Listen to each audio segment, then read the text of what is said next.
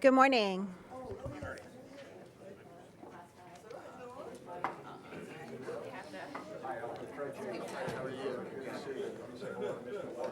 Yeah, you gotta fill me in.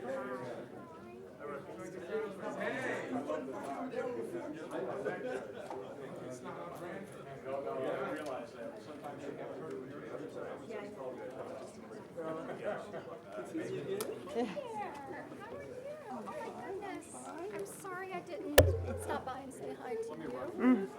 It's nice to see you.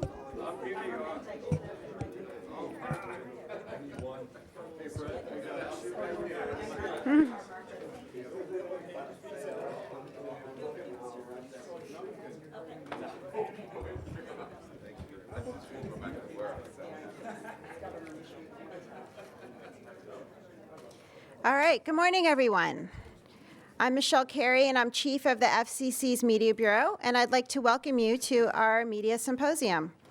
This is the first symposium that the Media Bureau has held under the chairmanship of Jeet Pai, and we are very excited about this event, and we hope that everyone will find it informative and worthwhile. In addition to our audience in the room, we realize that many are watching our event online through streaming. And so we welcome both the people here in the room and those that are watching us online.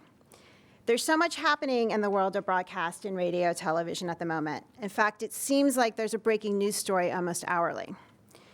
While we follow the developments in the industry very closely, the Media Bureau staff rarely gets the opportunity to hear from such a wide and esteemed array of players in these industries at one time. We greatly appreciate the time that the panelists have devoted to participate in this event. We are eager to hear today from industry participants who will offer a range of perspectives. We will also hear from those whose careers are based on analyzing these industries, and we will learn about the trends they are seeing and what they perceive as challenges and opportunities for those in the broadcasting industry.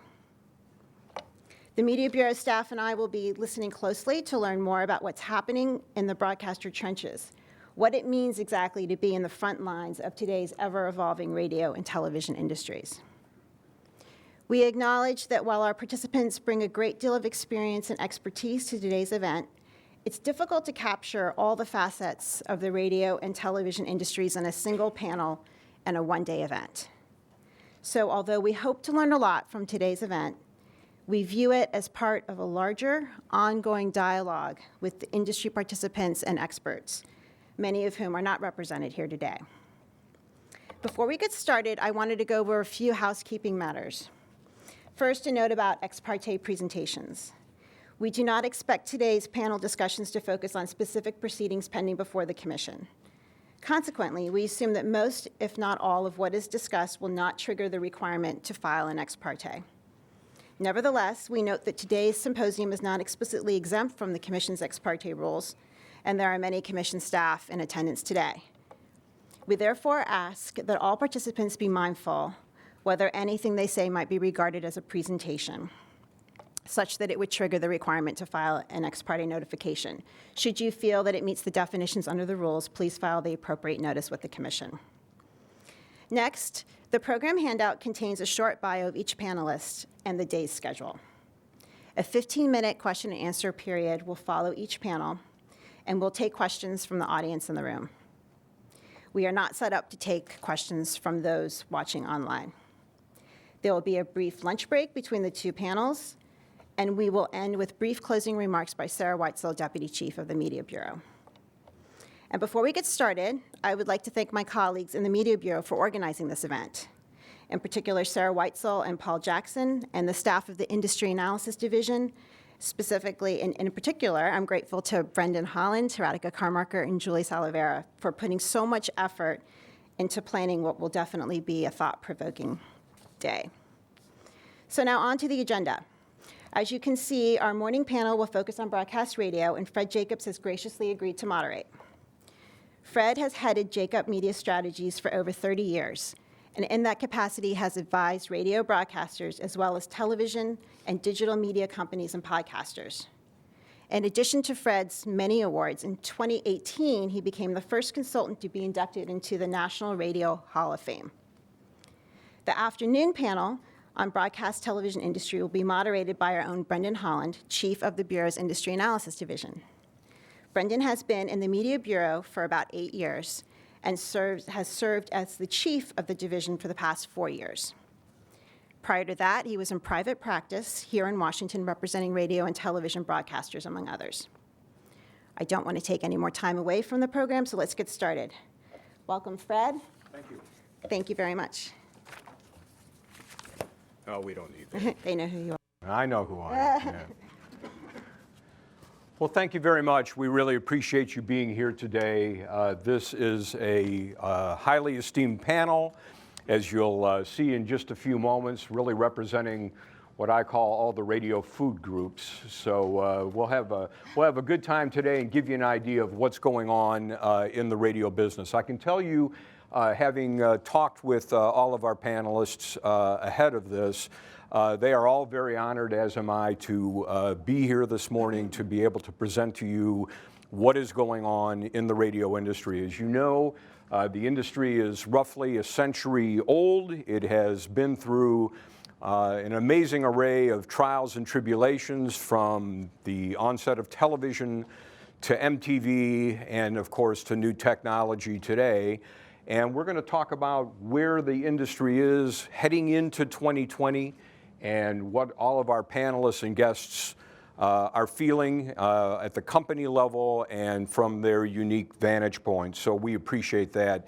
A number of us were at Eric Rhodes' conference yesterday in New York City, Forecast 2020, which is a great conference. It's been going on for the past 18 years. Everybody in radio goes to Forecast, and I wish you all could have been there yesterday, because I think in 8 hours you would have really gotten a great overview of what is going on in the radio industry. So our task today is to try and compress what we did yesterday at Forecast into about an hour and really move around. So I'm going to kind of town meeting this a little bit. I'll probably be distracting you from time to time as I walk up and down, but as you can see, I've got a lot of real estate to cover here, so I am going to be on the move. So the other thing I will tell you, and I think this will come out during the course of the panel itself, and it was certainly on display yesterday, is how passionate all of these broadcasters are about the radio business.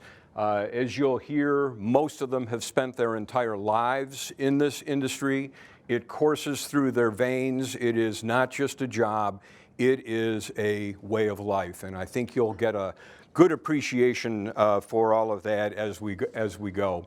So I want to quickly just introduce each of the panelists. You have their bios, but there's more going on with what they're doing in the radio broadcasting industry than a bunch of credits on a sheet of paper. So I'm going to start with Caroline Beasley, who is the CEO of Beasley Media Group. Caroline yesterday honored her father, George Beasley, who started the company in 1961, who got the Lifetime Achievement Award from Eric's conference, Forecast 2020. So it was a big day yesterday. It's a big day. Yeah, you did a great job. Well, thank you. So your background is really interesting. While most of us, spend our summer vacations hanging around on the beach and stuff, when all the little Beasleys were together for the summer vacation, what did you do? We visited radio stations. Yeah. Yeah. So we grew up in North Carolina and typically would go down to Florida for vacation. And my dad was always very interested in how other owners of radio stations ran and operated their stations. And, back then they were just small town radio operators. So we would go up riding in our station wagon, 5 kids, my mom and my dad would just stop unannounced at a radio station, knock on the door, and ask if he would be welcomed in. And of course, it's radio. They welcome you in. And little did they know that there would be 4 boys and 1 girl following behind him. So, it was really quite interesting, but that was our life. We love radio, and, we're excited about where we are today, but we know that we have to change the way that, business was done 20 years ago and adjust to the competing technology, what we're facing today to continue to grow in the future. So the company is in how many markets and how many radio stations at this point? So we have 65 stations. Thanks to Alfred, we just added the 65th station in 15 markets. So big stuff. Yeah, we reach about 20 million people on a weekly basis. Well, thanks, Caroline. And so, as I told you, we've got the full contrast here. This is Karen Slade, and Karen runs a standalone radio station in the 2nd largest market in the country, Los Angeles, KJLH, which stands for Kindness, Joy, Love, and Happiness. And you may have heard of the owner of the station. I'm from Detroit, Michigan. We know him as Stephen Morris, but most of you know him as Stevie Wonder. He bought the station back when, Karen? In 1979. Wow. So he's owned radio that long. Yeah, he loves it. And when did you join? I joined in 89. Okay. Yeah. And this is a remarkable radio station, right? I mean, there's a lot of talk about live and local, but KJLH is live and local. You've got live personalities on throughout the day, the weekend. I mean, I went to the website, and you just keep scrolling through the personalities. It's pretty remarkable. Yeah, we still do it the old-fashioned way. We are very connected to the community. We have, with the exception of Steve Harvey, who's syndicated, we have jocks on 24/7. We do a lot of outreach to the community, and they love us, and we love them. Well, you have to when you're a standalone, right? You have to. That connection is key to viability and credibility and sustainability. Thanks for being here. Next to Karen is B. Eric Rhodes. Eric is a lifetime broadcaster himself. He started, like a lot of people in radio, as a DJ, and then became a PD, and then eventually went into ownership. And then he wised up and went into publishing. What were you thinking? I'm still trying to figure that out. I know. He's the publisher of Streamline Publishing, which, as I think was already mentioned, publishes Radio Inc., and does these amazing conferences throughout the year on a variety of different topics. We collaborated a number of years ago on a conference called Dash out of Detroit, which was sort of a mashup of radio people and automotive people, because the car is such an important part of the industry.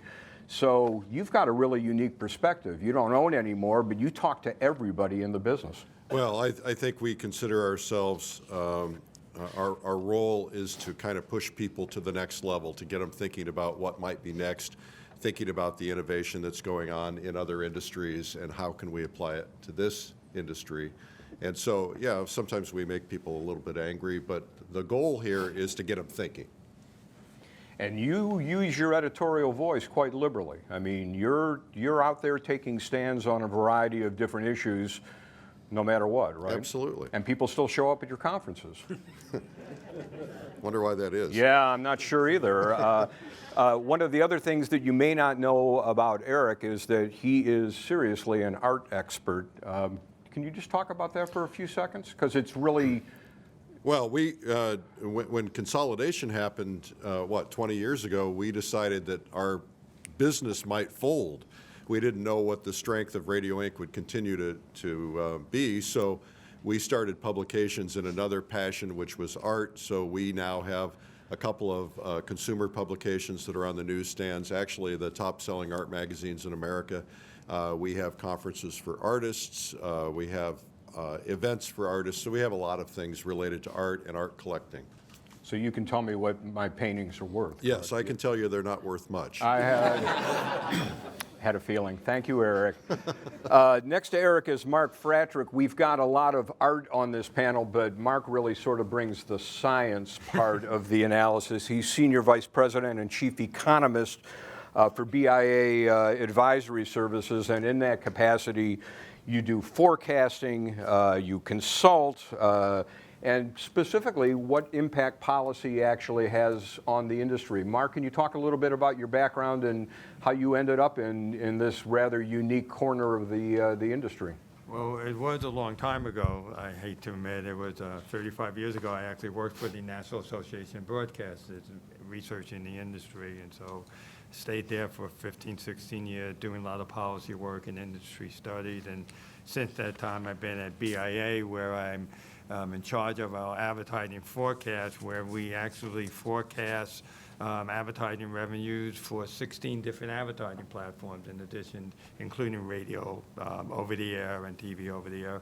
And so it's been an interesting 35 years of analyzing the broadcast industry, and needless to say, it changed a little since then, both for radio and TV. So hopefully we try and stay up on it. We do a lot of consulting with radio, TV stations, and newspapers, and the whole group of what we call publishers, and try and look at the whole marketplace, because we really believe that is the relevant economic marketplace now. It isn't just radio, other radio stations. So. Well, we're looking for your perspective this morning. Thank you, Mark, for being here. On Mark's right is Alfred Liggins. Like Caroline, and really like a lot of owners and CEOs in radio, radio runs in the family. Alfred is the CEO of Urban One, which is a company that owns radio stations, primarily servicing African Americans in the United States. Your mom started the company. You want to talk a little bit? Did you have the same kind of vacations that Caroline did? Or No. The company was started in 1980. I was 15, when it started, and so we, bought a single radio station here in Washington, WOL, actually ironically through a FCC policy, a distress sale policy, back when there were some more robust minority ownership opportunities and programs. A licensee had lost, the FCC had taken the license, or threatened to take the license from an owner for a significant violation, and then the distress sale policy was you could sell it to a minority, which could be, woman, Black, Hispanic, Native American, and for 70% of the value, or you could lose the license. And that's how we actually got into the radio business. And so I then joined the company full-time in 1985 when I was 20. And so the early years of our company, which was called Al Mike Broadcasting then, didn't allow for very many vacations because, we got, my mother got an opportunity to buy an AM radio station just as AM listenership was migrating at a rapid pace to FM.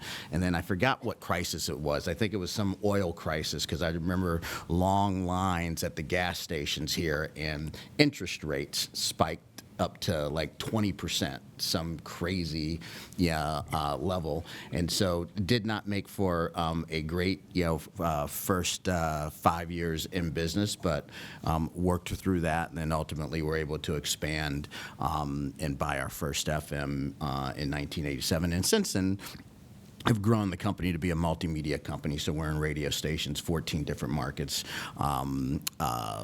close to 60 radio stations. We've got 2 cable television networks, a big digital publishing media business, and a gaming investment in the local casino out at MGM National Harbor for those of you who like to play blackjack, And so the company's very diversified, always focused on targeting African Americans for the most part, and it's where we sit today. Thank you. Appreciate you being here, Alfred. To Alfred's right is a radio guy. Hartley Atkins works for iHeartMedia. He is the president of Revenue Strategy. What is that? Can you explain what your job is about? Yeah, I have to explain to my kids frequently. They have no idea. There's like, Dad, you're in meetings, you're gone. We don't know what you actually do, though. So at iHeart, we reach well over 90% of the population. We're in 150 markets, 850 plus radio stations. Fortunate to also have different businesses in addition to that, like the iHeartRadio app, We're the #1 podcaster in the world. We do 20,000 plus events every year. So with all those different components to our business, we need somebody to try to bring them all together so that we can then have them service the needs of our advertisers. So we have some advertisers that come in that are strictly event-oriented or just want to be in podcasting or just want to be in radio, but it's often because they don't fully understand the benefits of all the things that we offer. So my job is to make it easier for our teams to go out and articulate that cleanly and clearly to our constituents, help them grow their businesses, and then come back and be able to build more things for them. Great. Thank you for being here, Hartley. And then last but certainly not least is my challenge today. This is Jeff Warshaw, who is the founder is the founder and CEO of Connoisseur Media. I have to warn you in advance, Jeff is rather reserved, and I may have to kind of pull it out of him a little bit today, but I'm gonna do my best. Jeff is just an amazing broadcaster. I don't think I know anybody in the industry who is as passionate about radio as he is. He is just fun to talk to and engage on all topics. The company was created in 2004. What markets are you in? Long Island, Connecticut? Right now we're in Long Island, Connecticut, in Fratrick, Maryland, but we started the company in 2004 with actually the acquisition of 10 licenses in an FCC auction. And so a bunch of the FCC policies, like the auction minority tax certificate.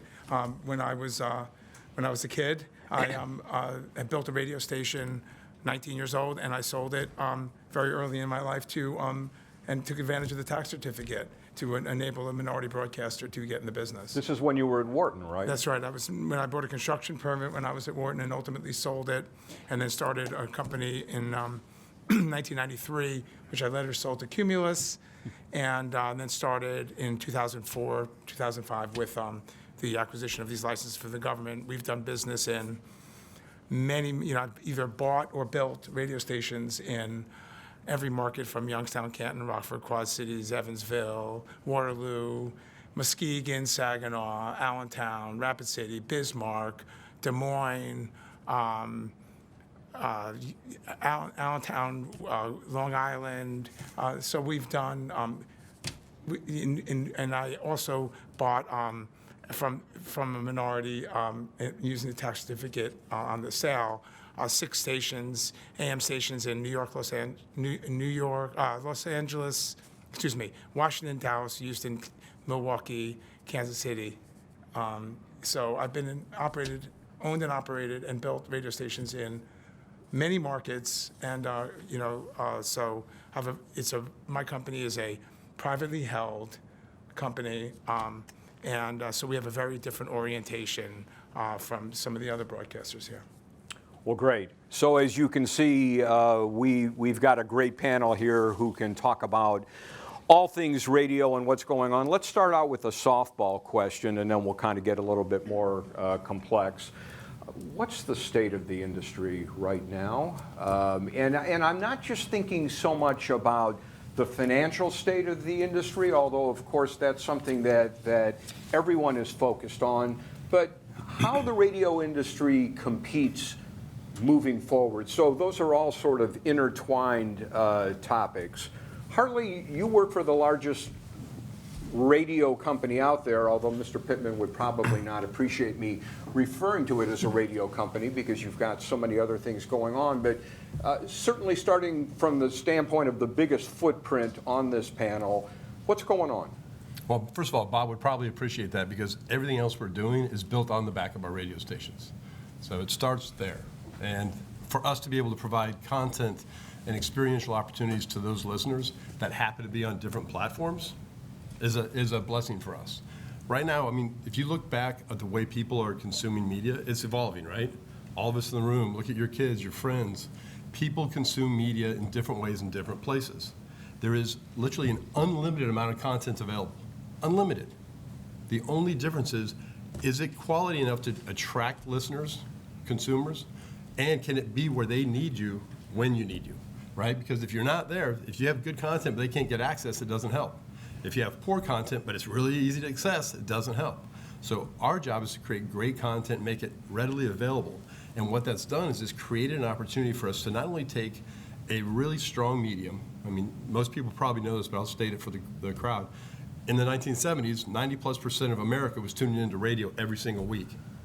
Here it is about to turn 2020, 90+% of America tunes into radio every single week.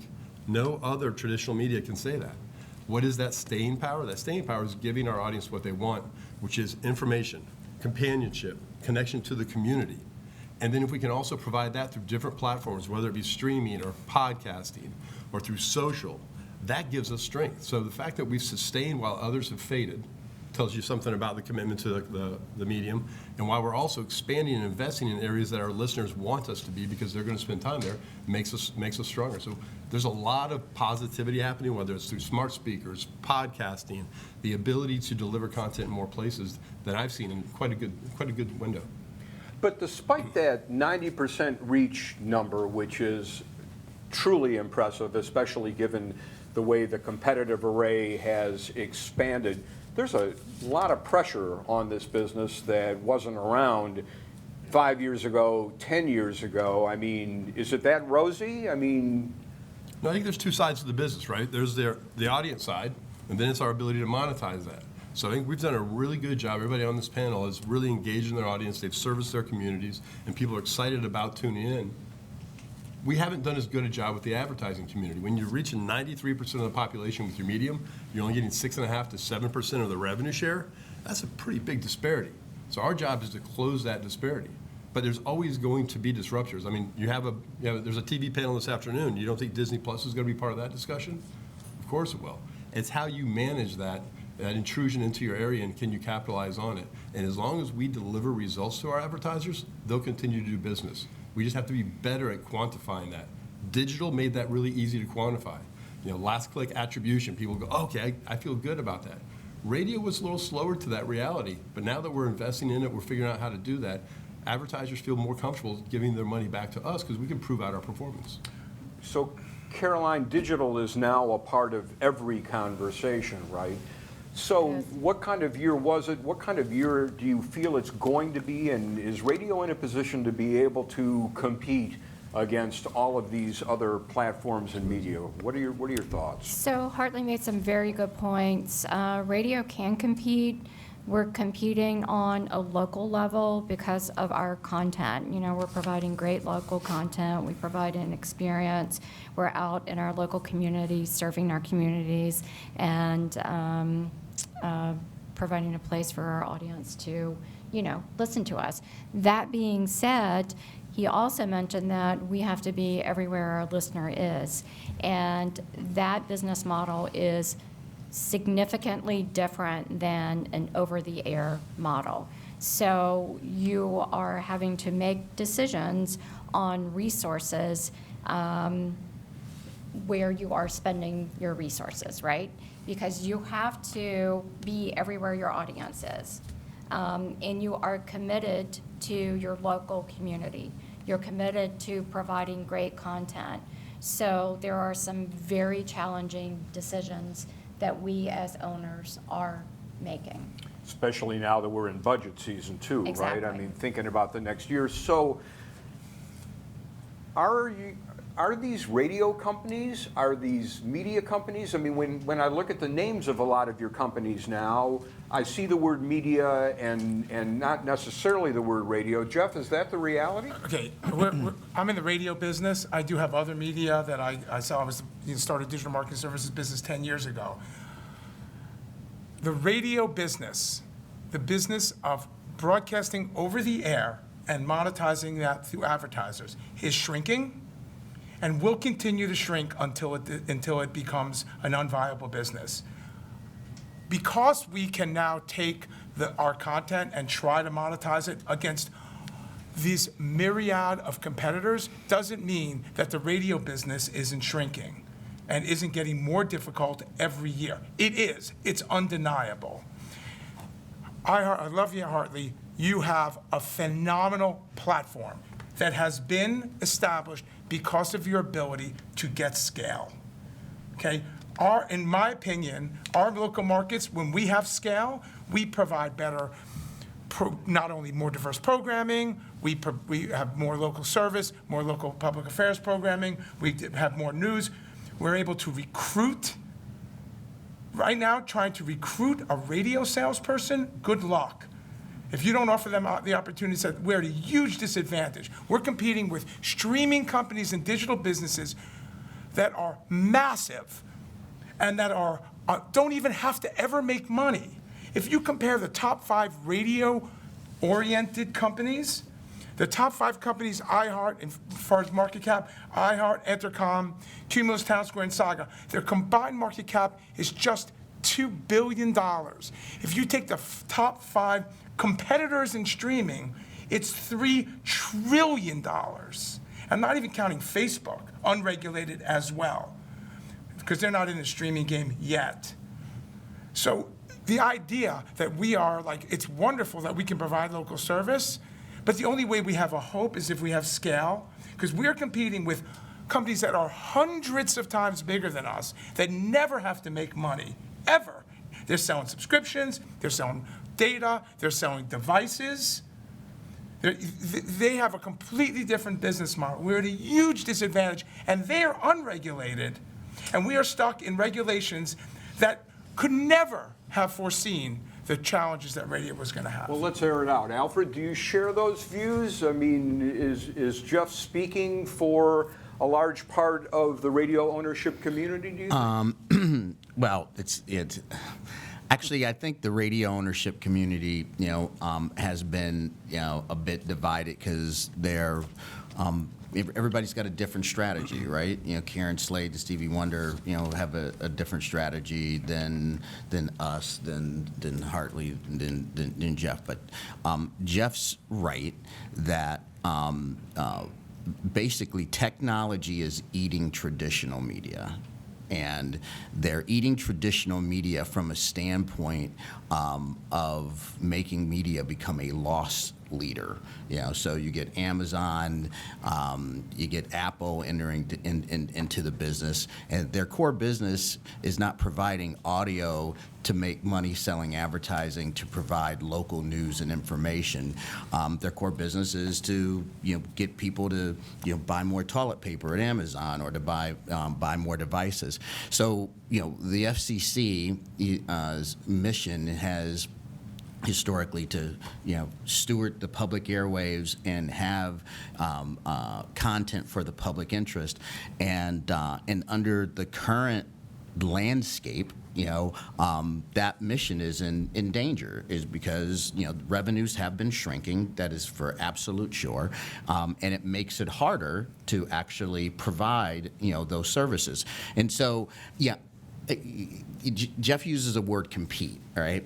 And I think that we need more scale in the business in order to survive and to continue to provide those services.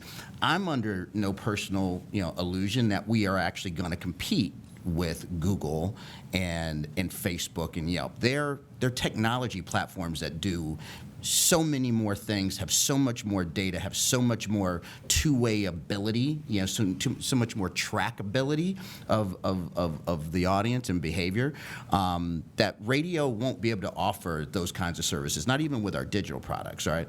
But the fact of the matter is scale is necessary in order to survive the onslaught of what's happened. Lastly, radio's done exceptionally well compared to other traditional mediums. I mean, the Washington Post, is not owned by the Graham family, here any longer, because at the end of the day, by the time they sold it to the richest man in the world, it had, $1 of profitability. And newspapers, on average, are disappearing. Magazines, radio's held up pretty well. I think primarily because audio is really kind of a simple product to deliver. There's not many bells and whistles that go along with it that make it much more of an exciting proposition to listen to it over streaming. But the fact of the matter is something needs to be done in order to allow us to continue to provide the thing that differentiates us, and that is our local content. Let's talk about that. Karen, you're not worried about scale. What are you worried about? And how does your radio station compete not just against other radio stations in LA, but all of these other alien forces that the panelists have talked about? Let me correct you, I am worried about scale. But just from my vantage point, I'm not at 30,000 feet, I'm maybe 10 flights up. Okay. Okay. And so we have about 500,000 listeners, right? So I'm trying to reach them and stay connected to them through my local programming, across platforms. It becomes cost prohibitive for me because every new venture, every platform that I add, there's a cost. And so I have to make hard decisions like Caroline mentioned. And those decisions are, what's my return? When will I get a return? In an effort to super serve my listeners, which is always, foremost in my mind, so I can deliver consumers to our advertisers. But I have to stay connected and I have to stay viable in business. It is absolutely a challenge between all the licensing, which I won't go into, the additional licensing from, Sound Exchange on. Can I make it profitable? And once again, 10 flights up, so I'm dealing with 500,000 listeners, and I'm trying to keep that number and grow that number as they age out of that demo and then, go back and get some younger folks. So it is a challenge. Scale is an issue. I think we've been able to stay relevant because of our content, because of our connection to the community, and our retail platform. Our retailers have really kept us in business. The agencies have not. I want to pick up, though, on something that you said, and you and Caroline, despite the fact that you're dealing with two very different kinds of radio entities, are going through some of the same challenges. What about this idea of being able to monetize radio listening versus all of these other platforms that you feel compelled to jump into because you want to keep up with your audience? Karen, I'll start with you, but anybody can jump in. What about this idea of being able to monetize these digital platforms, which you must get into in order to compete? Well, we jumped in first, unfortunately. Then we went back and went to the ledger to try to separate, to see where the money was coming from, where we were booking it. And our digital revenue is up year to date over last year. However, I wouldn't quote the number, let's say. So it shows that we are turning a profit, but we're not profitable, okay, because we keep adding additional expenses from Sound Exchange and what have you. So the better you do, the more costly it is. It's a different business model, right? Yeah, totally. Right, because when it's a tower transmitter, all the listeners in the world are part of that scale, right? But with digital, what's going on? The more you get, the more it costs? The more you get, the more it costs. So where we started, I think we added the website in '94, and we went streaming in '99, and the app maybe 3 years ago. So each thing we add, smartphone, podcast within the last year. So I'm looking and seeing what's going on, and I keep doubling down. It's like a gamble, not doubling down, and I take a step back and I go, okay, revenue is up in digital year over year, but it's not really covering the cost that I'm outlaying, and I'm still betting that it's going to work. And so far, it's been a gamble, but my audience is still connected, and that's ultimately, as long as I can maintain my audience, then I should be able to generate revenue. Caroline and then Alfred, go ahead. Let me just say something. Revenue in our markets over the last 10 years has declined 30%. That's radio revenue has declined over 30%. We cannot sit there and just see that pie shrinking. It's going to digital. And if we want to stay in business, we have to diversify our revenue streams. Alfred has done an amazing job of doing that. iHeart has done a great job of doing that. And Jeff is doing a great job of doing it. And you are, it sounds like, as well. But you have your owned and operated. Dollars are going out of the radio industry into digital. Our costs are going up because we are forced to deliver our content across multiple platforms. So what can we do to offset that? We talk about media ownership, scale, in small, medium, large-size markets, okay, that may not increase revenue because revenue in radio is declining. But what that does do is it helps broadcasters take advantage of synergies within the markets. We're able to spread our operating costs. And you talk about, well, you know, does that really help the audience in terms of content?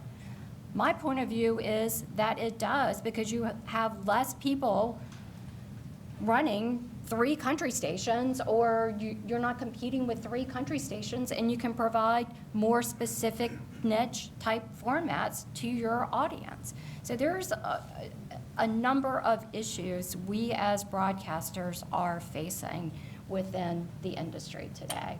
And these are just a few. Mark, I want to get you involved in the conversation. I don't know if Alfred wanted- Well, No, go ahead. Yeah, exactly. Yeah, I want to pick up on what Caroline was saying about consolidation in the local market and acquiring stations. I mean, I think sometimes we forget that while you may reduce the number of staff members, you're actually strengthening the stations that you're acquiring. There are a lot of underperforming stations who don't have a sound financial basis to really be players in the marketplace. So while we strive for diversity of ownership and diversity of opinions, these underperforming stations really aren't offering that much and are really on the precipice of faltering, of going down. And so when we talk about acquisitions and with Beasley or iHeart or Connoisseur, or Urban One, they actually strengthen the radio industry by providing some lifeline to the underperforming stations. And I think that sometimes gets overlooked, that these stations, while they're independently owned, really aren't that relevant, and it's necessary. The other thing I would add that what Caroline and others have said about digital services is absolutely necessary. Revenue decreases 1-2% and nationwide a year for over the air. It's necessary for radio companies, media companies, to get involved in this, because that's the only potential for growth. So what Caroline mentioned, that when the recession happened, 08, 09, that most market advertising caps dropped about 30% and have not recovered.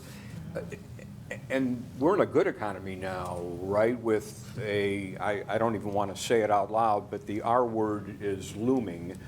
So, Mark, is that the way you see it as well? I mean, has there been that kind of shrinkage? Oh, yeah. I mean, even in nominal terms, it's going to sound like an economist here, even in nominal terms, it hasn't even come close to the peak of radio revenues. And then when you take account of inflation, it's really down 30-40% as an industry. So it really is, even in the era of 3.6% unemployment, and there isn't a concern about R word anymore if you see the stock market.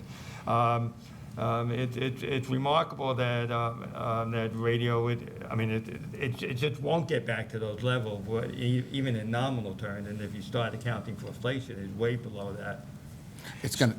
So how can all of you continue to serve your communities and be viable in the advertising medium when 30% of your revenue has essentially been hacked off and is not coming back? Can I just, Sure, go ahead. Caroline said 30% of their market revenues. These are owned by groups that have strong foundations, and while their revenues may be lower, I don't think your revenues in your market have gone down 30%. Well, actually, no, she's right. Our revenues in our markets, too, that we've operated in, actually down. Absolutely. Yeah, in real terms, 30%. We're in Washington, D.C. right now. This market used to have close to $400 million of radio revenue in it at the peak, and it's at $250 today. And so, Jeff, go ahead. Yeah, I mean, yesterday, like before I had any thoughts of this, preparing for this meeting here, I had no idea I was going to come across this. There was an article in the New York Times about a brand new study that just came out yesterday from Penn America, and it was on essentially local news. And I thought this was so consistent with what I've been saying about local radio, and this is specifically referencing newspaper. And I thought I should share it with you all because I think it's really relevant. It says the collapse of local news ecosystem is actually a collapse of the business model rooted in ad revenue that for decades sustained local reporting. The rise of the internet has taken its toll on sites for classified ads, search engines, and social media platforms that have cannibalized most of the ad revenue that conventional news outlets had. Well, right now, we are watching before our eyes the same thing happen in radio. And the blood of the local radio industry will be on everybody's hands if we don't get relief from these archaic and rusty shackles. It is not fun and games. These local radio businesses are the ones that provide local service. Spotify, unregulated, is not going to promote local politicians and provide a venue for them. Pandora is not doing local news. SiriusXM is not raising money for the homeless shelters, okay? You couldn't even get Apple to turn on the FM chip for emergency broadcasting. It's hopeless. Local radio is the only place that the last hope for this type of community service. And I can tell you, we bought out one of our competitors in Fairfield County less than 6 months ago. Since then, we've made our formats more diverse. We've beefed up local programming by a tremendous amount, increased our public affairs programming, our news programming, deregulate that type of ability to consolidate a market and have scale has had absolute benefit to the people in Fairfield County, and it's just been 6 months. Eric, you have a remarkable view here. You're not attached to any one radio company, but you see them all function here, and certainly on the heels of yesterday's conference, I thought it was remarkable on the small market panel how upbeat a number of those broadcasters were, specifically the one small company that has gotten very involved in digital. How does all of this square with your point of view? Well, first off, I think there's a point that needs to be made to the people in this room, and that is that a lot of people are talking about getting scale. Part of that scale is the ability to do streaming because that's where the world has gone. The problem is that there's essentially a tax on every additional listener added. So in radio, if we get an extra 100,000 listeners, it doesn't cost us anymore. But if we get 100,000 extra listeners in a streaming environment, then we're paying music licensing fees and we're paying streaming fees. So that is a huge problem for radio, and it's something that we can't correct. The other issue that I think is really critical, not yesterday, but a year ago yesterday, we had the largest advertising agency in the world, the chairman, stand in front of the group and say he has been told by his clients to shift 80% of all revenues to digital. And he said most of that is going to Google and Facebook. He said, unless you guys can respond in a digital market and get our attention, you're not going to get our money. And the problem is that Facebook is a local medium. Google is a local medium. They're stealing dollars from local radio. And they're not giving the kind of service. They provide wonderful services. But these companies are great tools as a local advertiser. In my own little company, we spend $150,000 a year on Facebook alone, just for reaching people, and we get a 4-to-1 return on every dollar, and we can track that dollar to the day. I can put a campaign up and find out that afternoon if it's working. If it's not working, they can change the copy, find out if it's working. If it is, we get a 4-to-1 return. So radio cannot provide this trackability, but that's where advertising has gone. And this is a huge disadvantage for us.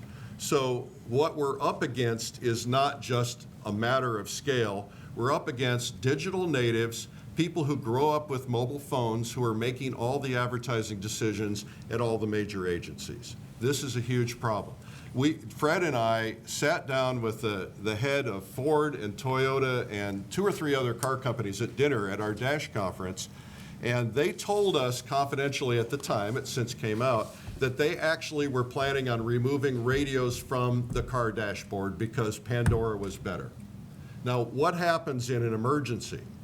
How do we deal with these situations? We talked them down off a ledge. I talked to the chairman of General Motors, who responded to an editorial that I wrote, because they had made the decision 10 years down the road to remove radio from their dashboard. And I said, will you give me a commitment to keep radio in the car forever? And he said, no. So this is a huge problem. He said, we will temporarily. They're looking at this, and the decisions being made, and we met with those people, the decisions being made are being made by 35-year-old digital natives who radio is not necessarily on their radar. So this is a huge universal problem. And look, Pandora is better. Pandora's been around how many years now? 15? And losing money. Never made a dime, all right? Ended up having to be sold to SiriusXM, all right, in order to get done, which, by the way, only exists because they did a masterful job getting a merger done. Which they said was not supposed to be done. Which was not supposed to be done, Right. done, very similar to, letting DirecTV and Dish, merge, which they didn't want to let, but they did let SiriusXM merge and provide no local service. Okay, and now run ads just like we do, but with a much worse user experience, right? So there's no theater or entertainment value whatsoever. The problem with digital is that the old axiom, you take analog dollars and go to digital dimes. There's so many people, so many entities taking a slice of the revenue in between the creator of the content now and the ultimate end user, that it makes it unprofitable. And then also with the consumption patterns, today, a large swath of this content is now consumed, over a Facebook or a Google, and they control what content is actually surfaced to the consumer, B, whether or not you have the ability to monetize it in the first place, and C, if you do, they take the lion's share of the money that you get for selling, advertising. And to Jeff's point, unregulated. I mean, they don't even have to tell you, this ad was paid for by the committee to reelect, so and so, and I approve this message. Right. They don't have to do that, right?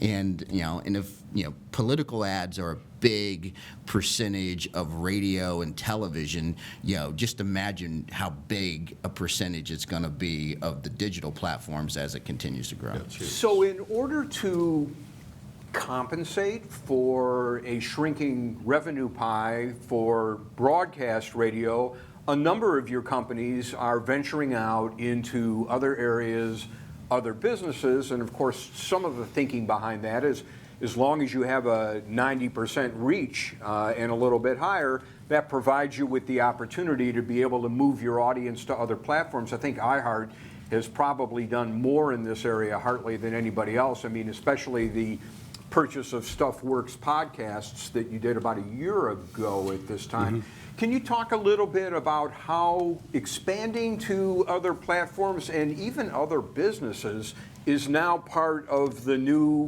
broadcast radio company model?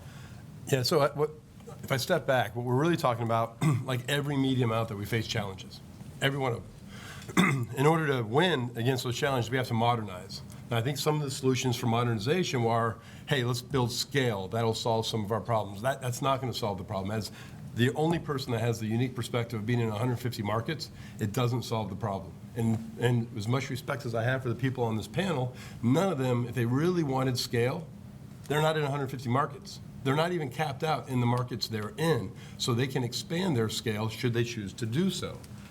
What we have to do is modernize differently. That modernization has come in the face of, like we were just saying, Facebook and Google are considered local media. So how are we getting people, how are we making it a friction-free buying experience for our advertiser? Right now, that mom and pop small business, they don't do business with us like they used to. Why? Because we haven't made it easy. So, an example of what we're trying to do to modernize is we've built something that's in beta right now called Ad Builder. And Ad Builder is the same kind of user experience as you would have with Facebook or Google, and they would buy AdWords. You go in, you log in, you share some information about your business. It spits out a commercial for you to be able to air that's produced based on everything you want, and it airs the commercial on the formats and targeting the audience that you want, and you don't have to go talk to an AE. You don't have to go in and get an education on another medium. You can sit there at your coffee table before you go to the office on Sunday morning, and you're on the air the next day. Now, what that does is the $60,000 or 60,000 advertisers iHeart has on now feels good, but when you compare it to the 7 million advertisers Facebook has, it's pretty humbling. So how do we build that? That's the modernization that I think we're challenged by. How do we keep up with it? Adding a couple more stations doesn't do that. What we have to do is change the way we go to market. But I do want to get a sense, Hartley, before Jeff jumps in, because you minimized He's going to jump in, you think? Oh, he is going to jump in. Well, you kind of made him feel a little puny there because he's not in 100. I'm blocking him here. I know. Okay, there we go. But can you just touch on a few of the expansion areas? I mean, podcasting is one.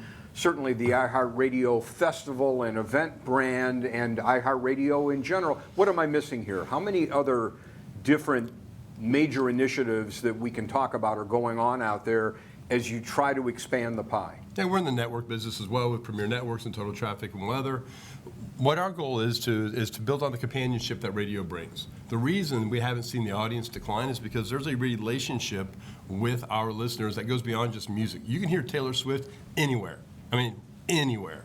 But you can't hear what your morning show thinks of that, or what they're talking about that happened yesterday in traffic, or what's going to happen this afternoon in weather. And that companionship creates a bridge that's a little more difficult to not go over. For us, we're expanding in areas that companionship is amplified. Podcasting is a great example of that. We like lean-in programming, right? If when you had the opposite, there's really two universes of music. There's the music collection, right, and then there's radio. The music collection is your old CD collection, or remember when you used to create, the iPod first came out, you created your playlist, and 3 weeks later you were tired of it. You can only hear so much. Come on, Eileen. You're like, okay, I got to create a new one. It takes you forever. Finally, it sits in your junk drawer. What we do is we curate music and give information. So there's lean-in programming and lean-back programming. The music collection is lean-back. You want to get out of the world. You don't want to be informed. Lean-in program is you want to be educated. You want to be informed. You want to understand and be part of your community. And radio does that. Podcasting does that. Events do that. So those are natural product extensions where our audience already wants to be and likes to be engaged. So, Jeff, it's as simple as starting a podcasting unit. You're there. One minute. I'm sitting here next to Jeff Bezos telling me money isn't important, okay? You've got scale, right? You have 150 markets, with all due respect, and I do love you, Hartley, okay? iHeart has never, ever sold a station in one of their markets to get smaller. Okay, they're at full scale in all their markets, right? If it was such a bad business... That's not true. We were at 1,200 stations, and now we're at 850. Okay, I mean, you have never taken your markets... I don't see them selling... I've heard them say, the 5th FM in New York isn't so great. Haven't sold it. The 4th FM, haven't sold the 4th or 5th FM in LA. Haven't even, sold in even much smaller markets, because they fully get the benefit of having full scale in your markets. In fact, it's one of the great selling points of being in 150 markets, of being full boat. So it's one thing to say, scale isn't important, and I know because I don't have it. It's another thing to say, scale isn't important because I have it, and I know that I don't really need it. That's not what I said, though. I said you can't scale. We chose to scale. You have the capacity to scale. We're not saying scale doesn't matter. We're saying that. Alfred, go ahead. I think it's important to note, because I think, we all put our best foot forward to say the right things. And 90%, the U.S. population listens to radio. But the fact of the matter is, radio listening has gone down. Nobody talks about how long they're listening to radio and how much time they're spending with it. So persons using measured media has been dropping significantly every year. And that's because now kids, they're using video games more. There are streaming. There's so many more options. So it's a misnomer just to say, oh, we reached 90%, right? That's true, but the fact of the matter is how much time is spent with this. It's significantly dropped. And when we talk about the radio business, not, as traditional mediums go, it's much healthier than other businesses. But let's be clear, all of the major radio companies, not all of them, but most of them, 80%, have gone bankrupt, okay? You know, including the two current largest ones that just came out of bankruptcy within the last year. Bankrupt. All right? So just because they still exist doesn't mean that the business model sustained, you know, what those capital structures, you know, were, you know, in the past. And that's fine. So now everybody's set at a new leverage level, right? But unless something is done, it doesn't mean that, you know, you hit the R word. You hit a recession, now radio companies that are levered at 4.5 times, you know, are going to all of a sudden get back up to something much higher than that really quickly. That's what happened in 2009. Well, the other thing that I think we have to worry about is when that happens, then the service to the community really, you know, they have to cost cut to survive, and then that service really becomes poor. We have a mixture of people on this panel and all levels of service. We have radio stations who, in their local markets, are on top of it. They're communicating with their community. They're promoting to their community. They're out there. We also have companies that are running automated programming. When the fires in California were going on, some of those stations were playing the hits, and there was no, hey, you need to get out of this neighborhood now kind of communication. We have so many stories of, some of these are old stories, but stories of floods going on in a community where one station is talking to that community and saying, hey, avoid this area, you know, grab this out of your house, and the other one is still playing the hits, not acknowledging it. I think that one of the problems that we have is that we don't have any form of guaranteed localism in some markets. There are markets in America that if there was a disaster, there would be no one to come in and do a news report or talk to people. And this is a huge problem, and that's going to be amplified when we get into financial difficulties. So Karen, is your head spinning yet? It is. So you don't have an issue with localism. I mean, that's what your radio station is all about. But how can you continue to provide that level of community and that level of localism? And you guys, I mean, you do podcasts and all kinds of... Financially, it's a hardship, but it's also part of our mission. It's almost like social entrepreneurship because of the owner. So it is absolutely a challenge. We augment our ad sales with events. We do big quarterly events, which have grown. We do Women's Health Expo, which started in a church and is now celebrating its 20th year. So, I mean, on the scale of my co-panelists, it's small, but for us, it's a big deal. It's one of the biggest things we do. We do a Taste of Soul, and we partner with The Wave and Black newspaper in LA, and that has over 300,000 people, and that's fourth quarter. In fact, Radio 1 was the initial radio partner, so thank you. And we, about 3 years ago, we started Men's Empowerment Summit because our African-American men and our veterans were having such issues, and we've just done the third year in that. So we do a lot of outreach, and a lot of clients and companies come in and support, and that augments our income and keeps us connected to the community. So we try to find additional revenue streams that are pretty traditional, but they also solidify our base with our community. But it is a challenge. Caroline, some of your new revenue streams and the new ventures that you're jumping into are way out of the box. Can you talk a little bit about, again, we've got the StuffWorks and the kind of things that we heard Hartley talk about with iHeart. What is a company like yours doing to expand the pie and grow the revenue base? Yeah, outside of local, radio, which is what we do, and digital, which is what we all do as well, we are making significant investments in the esports area. And what we're seeing with radio in our demographics today is that, that is aging. But our company, so we want to keep our demographics, our existing demographics, under our ecosystem, which is why we're doing many of the things, not on the greater scale that iHeart does or some of the other ones do, in terms of original content on our websites, editorial content, video, podcasting, that kind of thing. But we want to also attract Gen Zs and Gen Ys. And so we've chosen to go into the esports area because gaming esports, it's really big with, the 1834 demographic. And so just last week we announced the acquisition of the Houston Outlaws. It's a professional Overwatch team based out of Houston.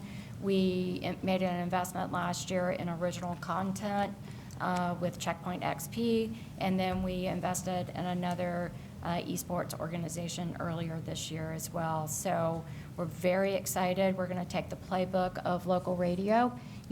It's events, it's, connecting with your local audience, providing original content to them. We know what marketing, event marketing is because we've done it for almost 60 years, and we know how to sell it as well. And we know that we have a service to our local community, which is the basis for everything that we do.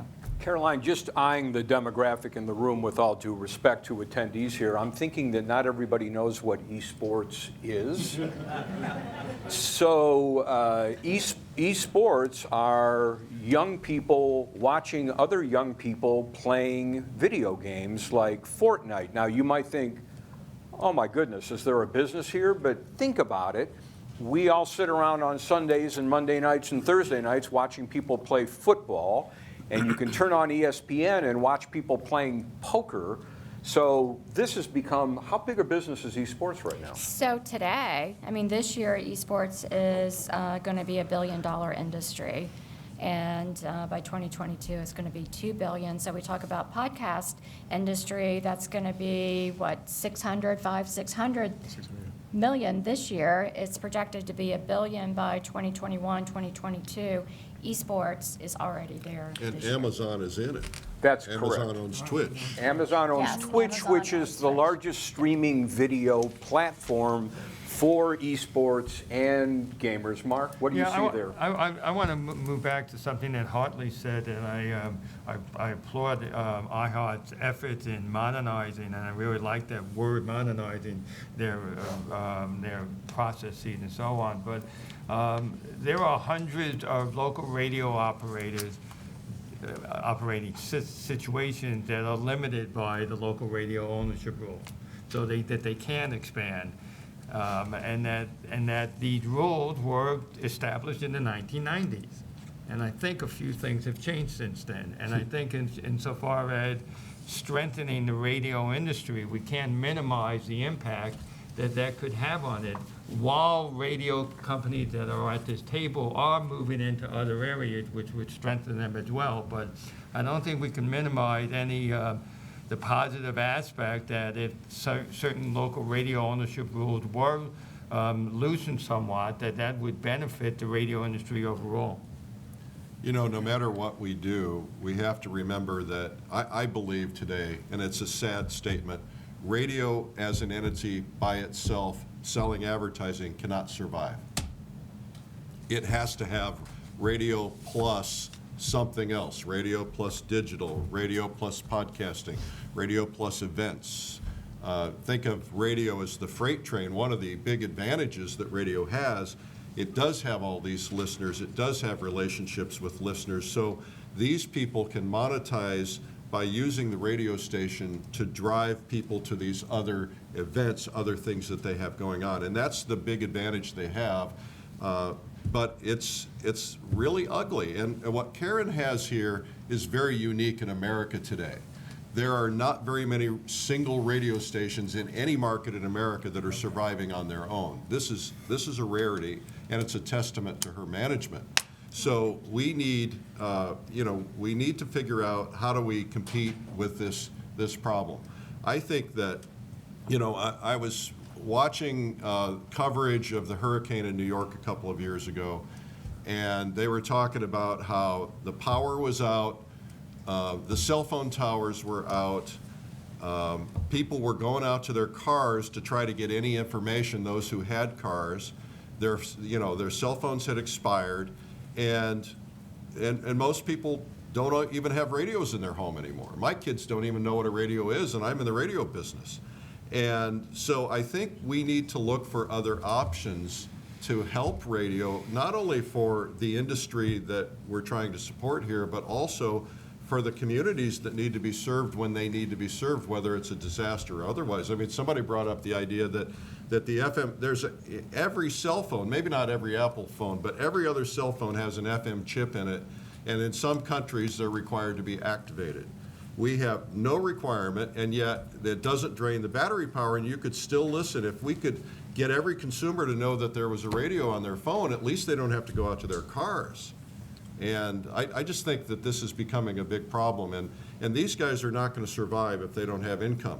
We have digital natives who are making decisions about advertising and that are not listening to radio, and this is just going to continue to shrink from an advertising perspective. Alfred, you share that radio as a standalone business model must have these other component parts in order to survive? I mean, our strategy, and that was our strategy to, expand into companion, in businesses. I mean, we got into the cable television programming business because it had two revenue streams. Radio is 100% ad supported. Cable television, you get license fees and you sell advertising.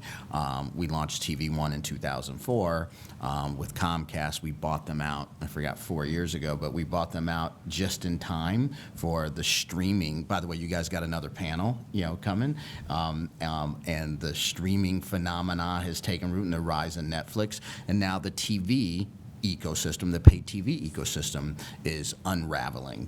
Subs continuing to drop off, cord cutting, and so our television business is bigger than our radio business. If we had not created our television business, we would be bankrupt like a lot of other people did, because we bought a lot of radio stations at valuations that were supported by revenue levels that were 30% higher, 10 years ago, and then you're still living with that, with that debt. So, I agree with it from that perspective.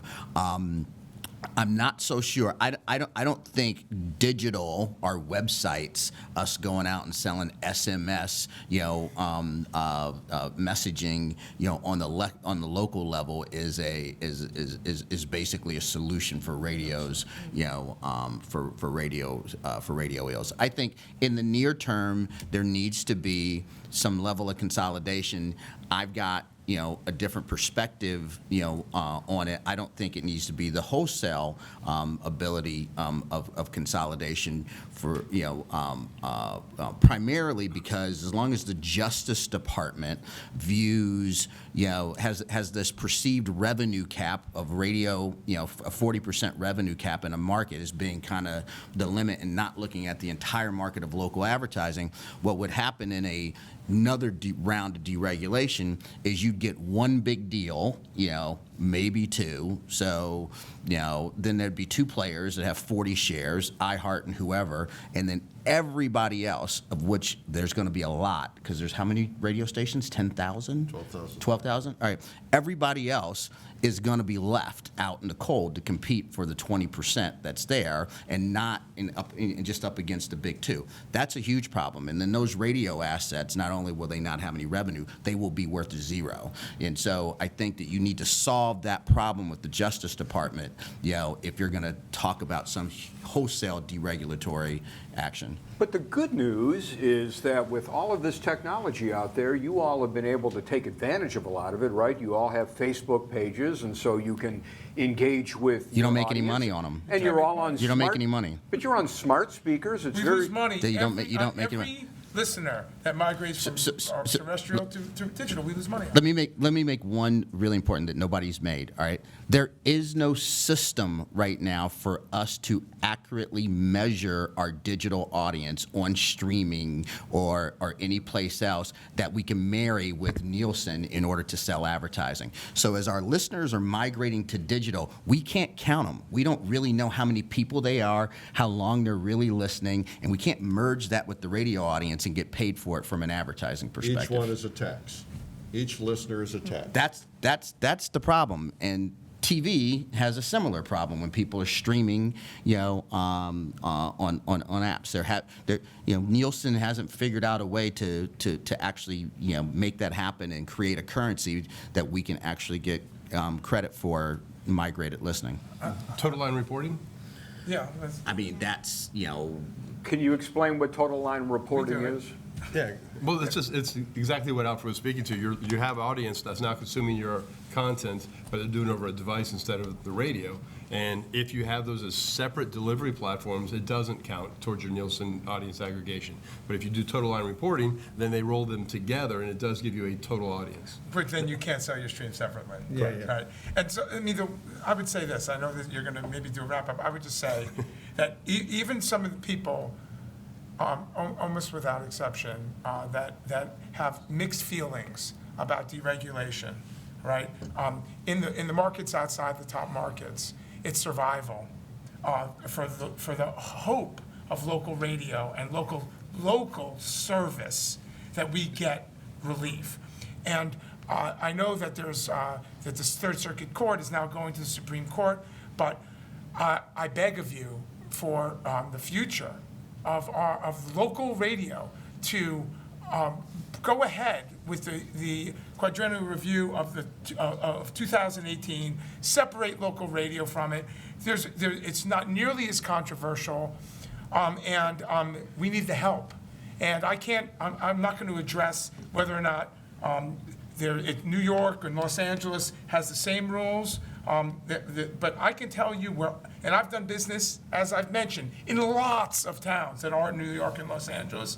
And it's not like we're going to get all the stations in Erie, PA, and we're going to dominate, and we're going to charge higher rates, and we're going to have less service. It's survival, and I beg of you, if we don't want to be sitting here reading about this death of local service in radio, that you let at least the medium and small markets get some relief and move forward with the quadrennial. The reason I brought up Facebook and smart speakers like Amazon Echo, and I should have put a little bit more cynicism and facetiousness in my voice, those are places now where your content can be distributed. But they're substituting the ads. And the other issue is these are third-party platforms that no one controls, right? If Jeff Bezos or Mark Zuckerberg or Steve Jobs, Tim Cook, excuse me, wants to change the rules, they can do that with apps, smart speakers, and all of that. So that's a piece of this as well, because radios are disappearing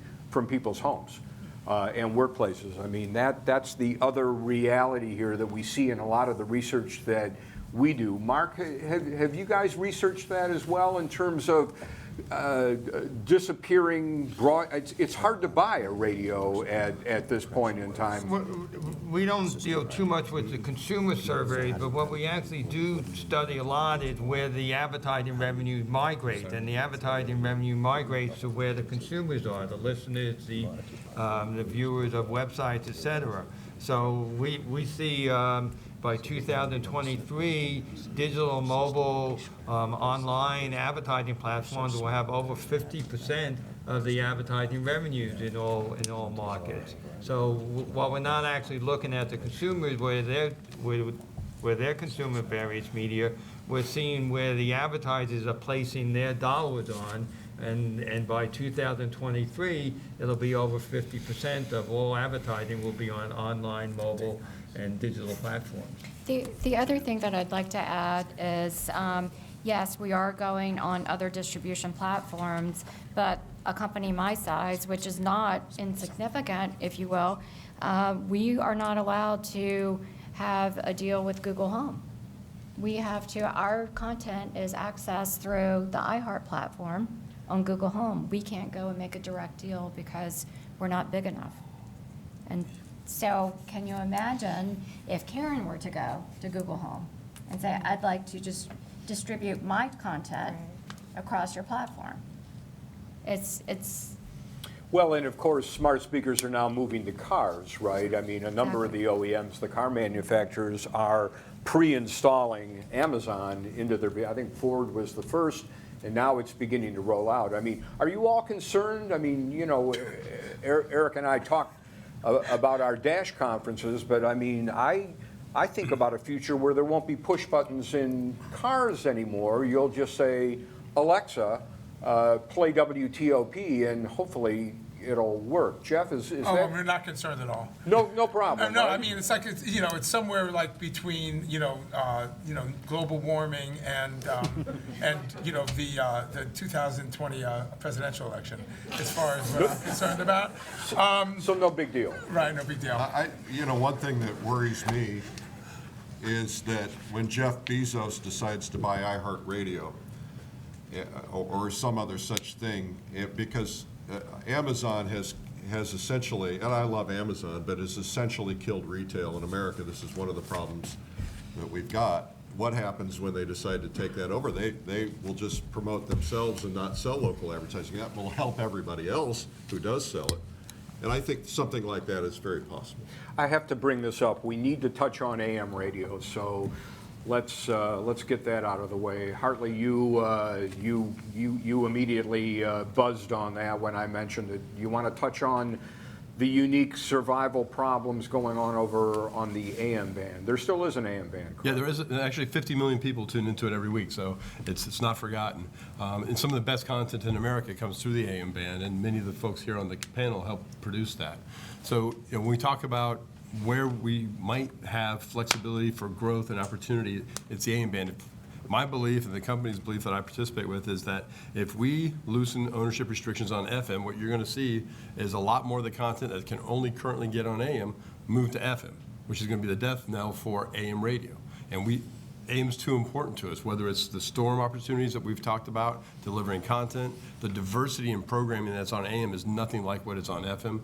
It creates all kinds of opportunities for different folks to have their voices heard. We are huge believers in AM radio's strength. We've got major investments in it, whether it be sports play-by-play, Rush, Hannity, a lot of other content. We know how strong it is. We want to make sure that we're supportive of it, and we do everything we can to make sure AM is thriving in the years to come. Does AM have a chance, Alfred? I think it's done, and it's just a matter of time that, there's still AOL dial-up consumers, You can get a telegram, actually. Yeah, you can? Yeah. Would you send me one? Yeah, all right, thank you. Again, 50 million people would say it's important, though. The fact of the matter is content's already moving to the to the FM band. Companies like Cox have moved all their spoken word, big AM stations to the FM. Everybody and their mother that has an AM station has gotten or is trying to get a translator. The fact of the matter is, young people don't even know where the AM band is. They don't go there. But then the other problem that you have, it's just a poor listening experience compared to FM. And by the way, we bought an AM station, 980, the team here a year ago. And so but it had to be bought at the right price. It was the right format. We put it into our cluster of radio stations so we could run it more efficiently than Dan Snyder was running it, and he was losing money on it. And we make we'll make a little money on it. But I ride around town and I listen to 980 AM, and when I go under a bridge, if I go to the wrong place, it crackles, it comes in and out, and it's the best AM signal in the market. There's just a quality difference between AM and FM that ultimately I don't think that young people in particular will tolerate. And so But there's definitely still a relevance, though, especially with like the Boston Marathon. When that bomb went off, our listening on WBZ went up by 50+%. People go there because they know it's a destination for them to find out the information. That's true. Content. That's true. But that's an old. But we're in Washington, D.C. WBAL is up the street in Baltimore. Used to be a gigantic radio station. And today it barely registers 25 to 54. The audiences that have shrunk, on these stations is just, unbelievable. The shells are WTOP's on FM now, Yeah, right? there were- It's the biggest so anyway, it's a die out. Me personally. Mark, how do you see it? There were still a few really strong AM stations, INS, in New York, and many others. KOALW. I'm sorry, I should mention a few. I'm sorry. But on the other, as Alpha said, it is decreasing. One promising part about AM is the use of translators to try and improve the quality of the signal. And I'll point out, and Alfred's point of 980, which I'm a devoted listener to. Thank you. You just recently started simulcasting that with an FM station, 95.9, in Washington to improve that fidelity. So while AM has its challenges, there is some potential of trying to improve the quality of the signal to get this good programming to more listeners around the country. This morning, on the way up here, Adam from RBR was telling me that there's an AM station that shut off its AM transmitter and essentially their regular AM transmitter portion is only driving the digital portion.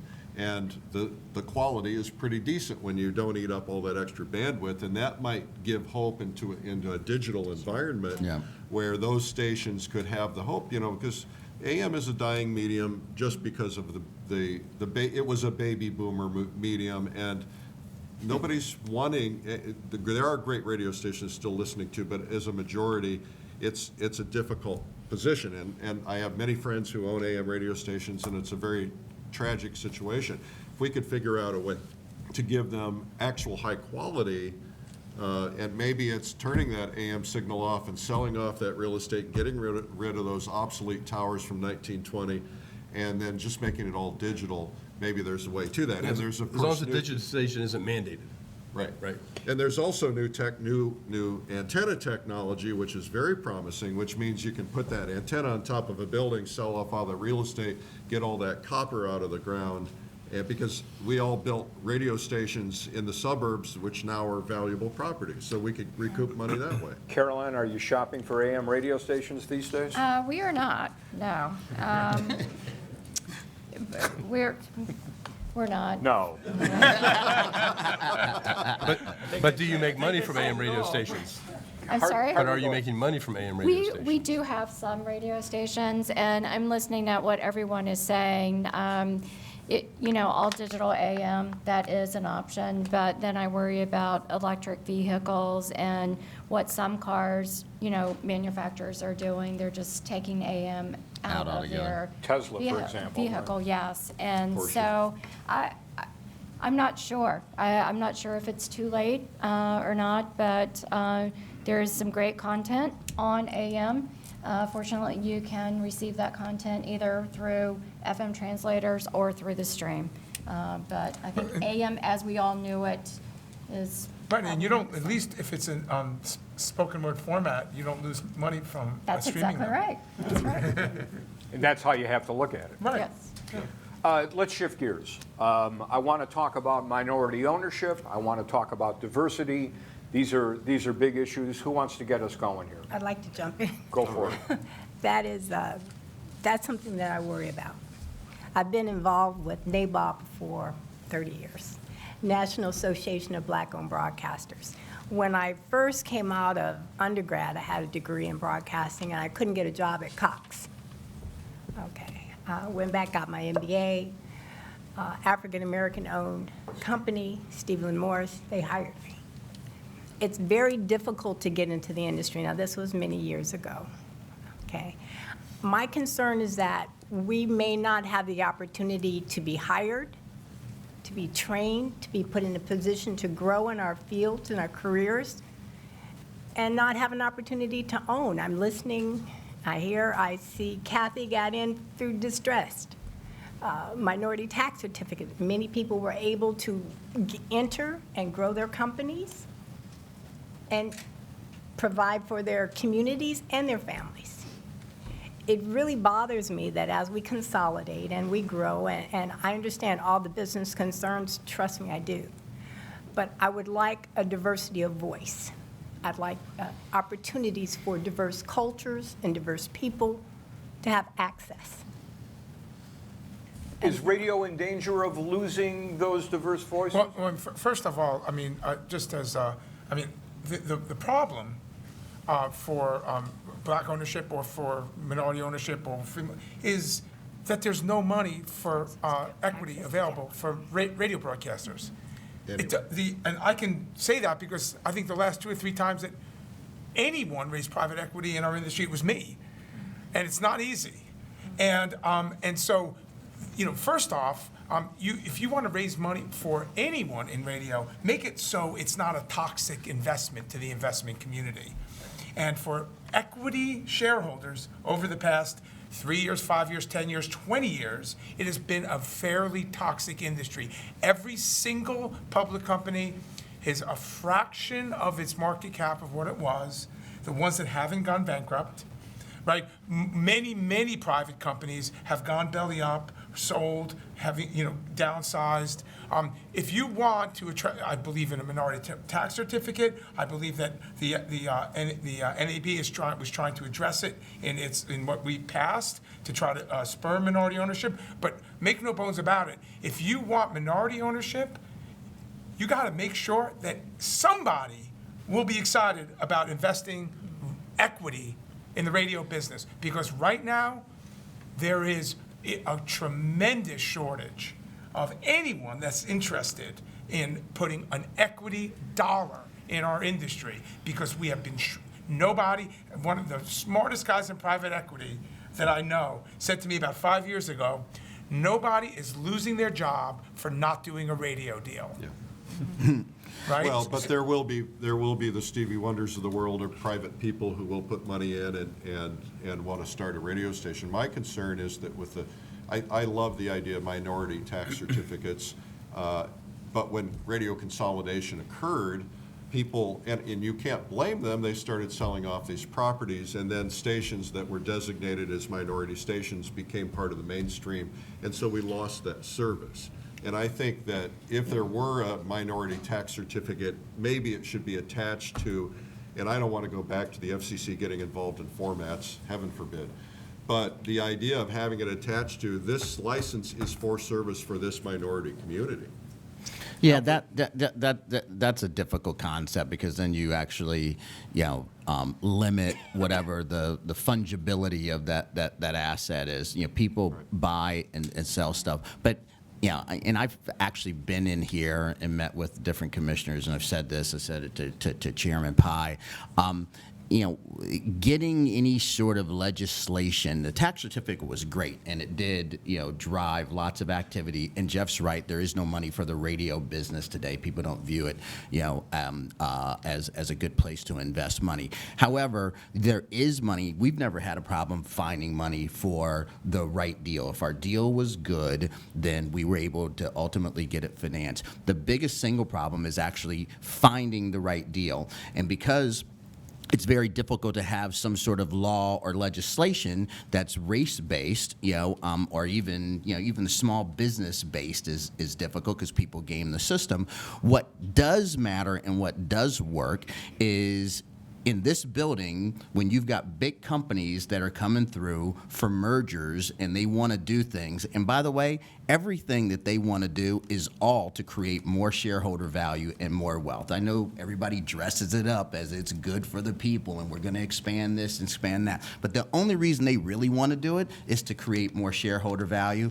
If the people in charge in this building tell those folks that minority ownership is important to us, and we'd like you to do something. We'd like to see you expand more distribution for minority programming services. We'd like to see you sell radio stations or television stations to minority owners. They will do it. Actually, that's how our company, grew. When Bill Kennard was sitting in the chairman's office, he said to Lowry Mays and Mel Carmazan, minority ownership's important to us. So while people were selling, we ended up buying a bunch of stations. When Michael Powell was sitting in that office, he introduced my mother to Rupert Murdoch and said, hey, they're launching a new cable network targeting African Americans. 3 weeks later, I had a meeting with Rupert Murdoch in New York City, and 2 weeks after that, we were carried on DirecTV. It was because these people said it was important, and they did it. It's crumbs off the table in these big deals. It's nothing.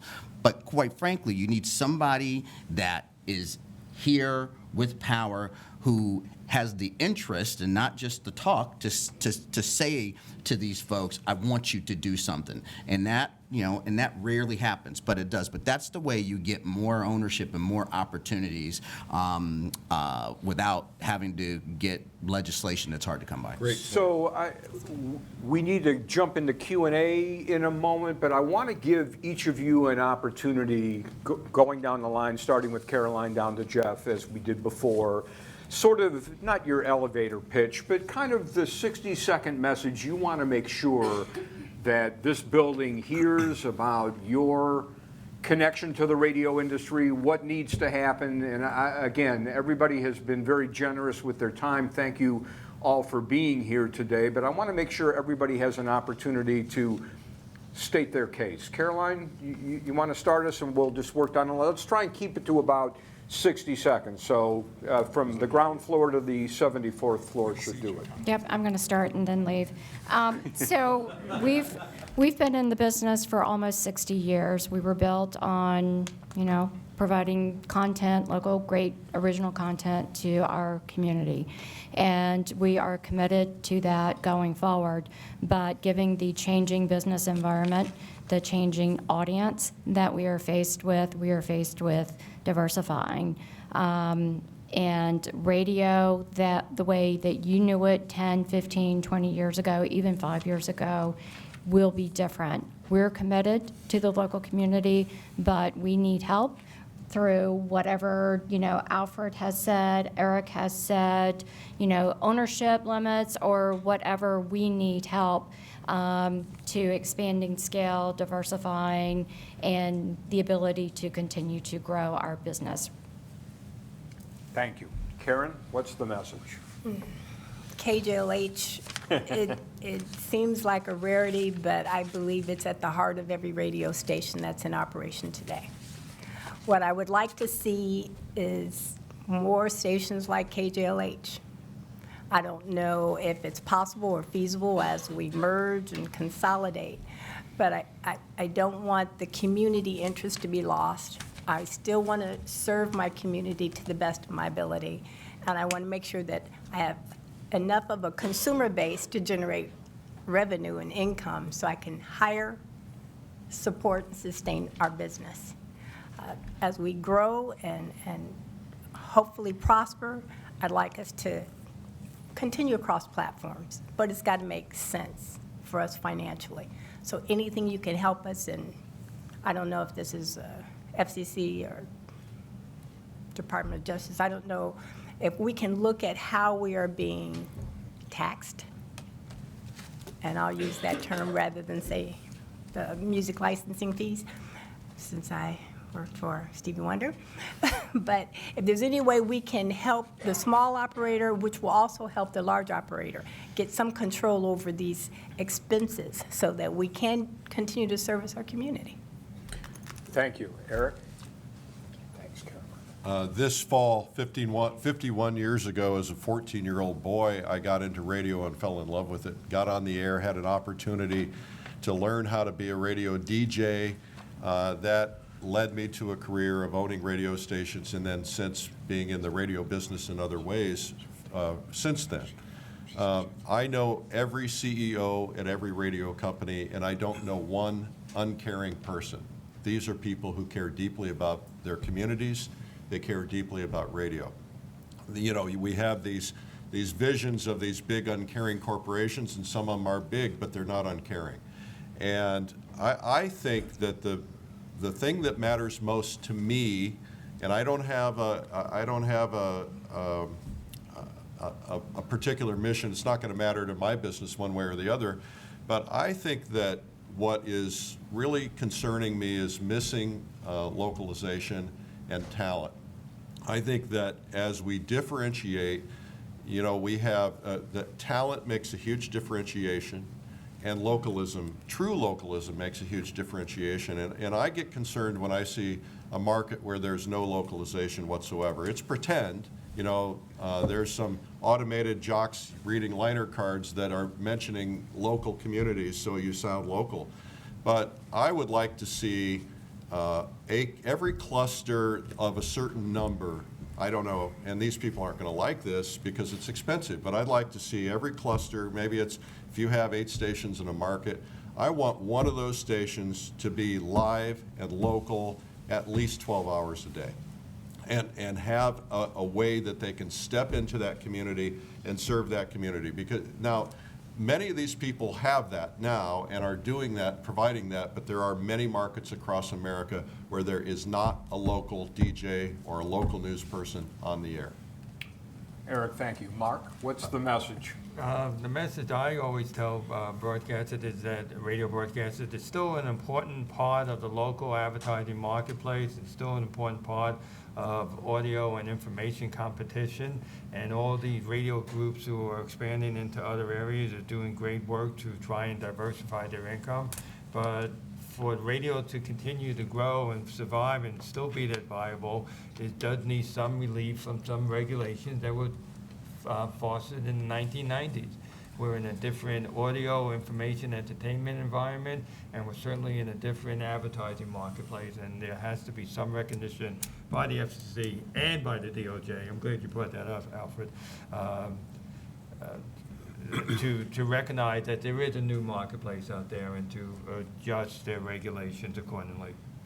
I agree that there needs to be some level of responsible dereg in order for radio to build some additional expense scale to continue to provide the local services that we all do, because it is the differentiator between us and the digital services. So if you actually do believe in localism, you're not going to get it from the tech companies. That's not their model. Their model is global scale, other people's content, and they create the technology platform that delivers it. And so, very important. And secondarily, if you do believe in diversity of voices, and when I've been on Capitol Hill talking about diversity, most people always think, that I'm talking about African American diversity, but A, my mother's a woman, but B, when I'm talking to a Republican lawmaker, I have to come up with something else besides black. So I talk about diversity of opinions, okay? Yeah, and opinions matter, because if the administration changes and there's a bunch of lefties, controlling everything, you're gonna want your conservative opinions matter. And in a consolidating industry, the people that are doing the consolidating, they care primarily about one thing, and I said that earlier, and that is shareholder value. And the only way that they're going to care about diversity is if you all tell them that it's important. And that diversity could be women, could be African Americans, could end up being some sort of religious diversity. Religious broadcasters, they deserve access to these systems, okay? And the distribution systems are changing. They're not what we're talking about today. They're the cell phone companies. They're T-Mobile. They're Sprint. Coming together, and then also consequently, the satellite guys. Dish are entering into the mobile business. You have to bring that diversity conversation to them as well, and not just leave it stuck at the broadcaster level. Before Hartley jumps in, if you do have a question, that microphone here in the middle of the room is what they would like you to use. So a great opportunity to talk to this group. Please just jump up into the microphone and we can keep this moving. Hartley, what's the message? Do you have a question? Or? Let's finish this and then we'll go to questions. First, I'd love to be able to articulate what Alfred said even more eloquently, but I can't. I think that it's an embarrassment at the small number of diverse owners that we have in this industry, and it's something that has to be addressed. And so we may not all agree on ownership and limitations and things of that nature, but we all agree on that one front, and there needs to be something done about it. I'm blessed in the fact that I get to wake up every day and do something I love, and not everybody does. I'm sure some people in this room probably don't. I get to do that, and that's because I get to be a leader in a space that matters, that commits to the community, that thrives on companionship, that shares information. People spend their best moments and their worst moments with us. We help them through hard times. We help them right after they got a job interview, right after they lost a job. We're there for them during tragedies. It's an experience that I sit at the end of the day and look in the mirror like, I'm so blessed. That's only possible by the support that we get through the FCC. We need help. The industry is changing dramatically. If you were to look at it 10 years ago and say TikTok is going to be this amazing thing, you'd say, what was TikTok? What time is it, right? There are things out there that we don't know. We can't anticipate 36 months from now that we're going to face. And we need to be that kind of a vibrant industry with the support needed for us to navigate those changes. We're lucky that we still have 90% of the population enjoying our content, but that may not be forever. Jeff, put a bow on it, and then we're going to jump into Q&A. To the Department of Justice and the FCC, please take your foot off of our throats. You will eventually kill us. That's guaranteed. And look, I'm an entrepreneur. I own stations where I live, and I own stations an hour away where I grew up. I'm committed to my markets. I have the best teams, I have the best stations, and it's a struggle. It's not fun and games. It's very, very difficult for us to continue to provide the service that we need to do to have a business model and a company that we love, but it's getting harder every day, and we need to be liberated so that we can continue to do what we love and what the community needs us to do. Thanks to all of you. In your questions, can you identify yourself on the front end and then fire away? Sure. Kevin Erickson with Future of Music Coalition, also a radio person. I ran my college radio station, KWCW. Mr. Warshaw, I cited the study that PEN America put out yesterday on challenges facing local news, and I think he somewhat mischaracterized it. While it does describe the problems with the advertising technology duopoly eating up a lot of the revenue and moving that revenue over to digital, that report spends as much time taking the FCC to task for and embracing what it characterizes as an agenda of deregulation, failing to prioritize diversity, failing to prioritize localism and public interest requirements. And so I think that we can take the problems created by these digital companies really seriously without concluding that consolidation, deregulation is the solution to that problem. In fact, many of us have looked at the landscape and taken the opposite view and seen that consolidation has actually made things worse. So I want to propose maybe some common ground as we're looking towards building a healthier and sustainable radio marketplace that can have the capacity to feature a diversity of voices, including diversity of music. Instead of fighting against every public interest protection and every diversity requirement and fighting every ownership cap, what if radio joined us in trying to hold these big tech companies accountable? These are things that can't happen through this agency, but what if we could be allies in working to create a sensible regulatory regime elsewhere? We love a level playing field. Okay, so if we were regulated as little as the tech companies are, that would be fine. Or if they were regulated as much as we are, that would be fine. Right now, it's completely the opposite. And I can assure you that if you think that we're not competing with these tech companies, I invite you to come and ride with one of our salespeople for a week in my local market, and you can tell me whether or not radio is not like tooth and nail trying to compete with these big unregulated tech companies. I just want to add, just like this, this agency, I think under a different administration, was very focused on making sure that the tech companies, Google, Netflix, had access to the broadband pipes of Comcast and Charter and didn't want there to be throttling or being able to sell, faster access. If you wanted to save broadcasting and local content production, making sure that we had access and favorable economics, all right, to get our content viewed over Facebook and Google, that's something you can do. You did the same thing with the cable guys for the tech guys, right? So flip it. If you want, to make sure that your localism continues to actually thrive and exist, make sure that we've got distribution that doesn't cost us an arm and a leg and makes it unprofitable to deliver. All right, let's get to our next questioner. Thank you. Hi, Monty Talo, Com Daily.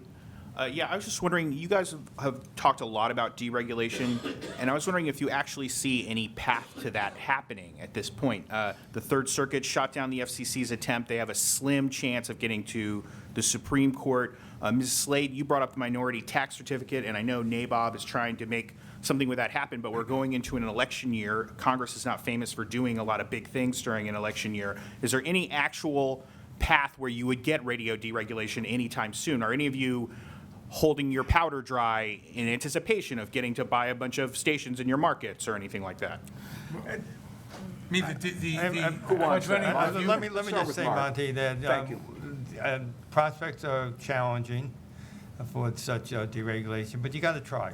And I think one of the themes in this panel is that the industry is at a state where I think you have to try. And there are hurdles that you just cited, CORD, and Alfred mentioned DOJ, but you got to try and bolster the industry. And as I mentioned, you can go ahead with the quadrennial review for local radio ownership. Just separating out that Right. particular They have set. the right to do that. And I actually, agree with Hartley on there's a level of consolidation that can happen now, that probably does need to happen. That doesn't necessarily require you taking all of the, all of the reins off with some of the proposals that have been, put, forward. Thank you. We've got another question.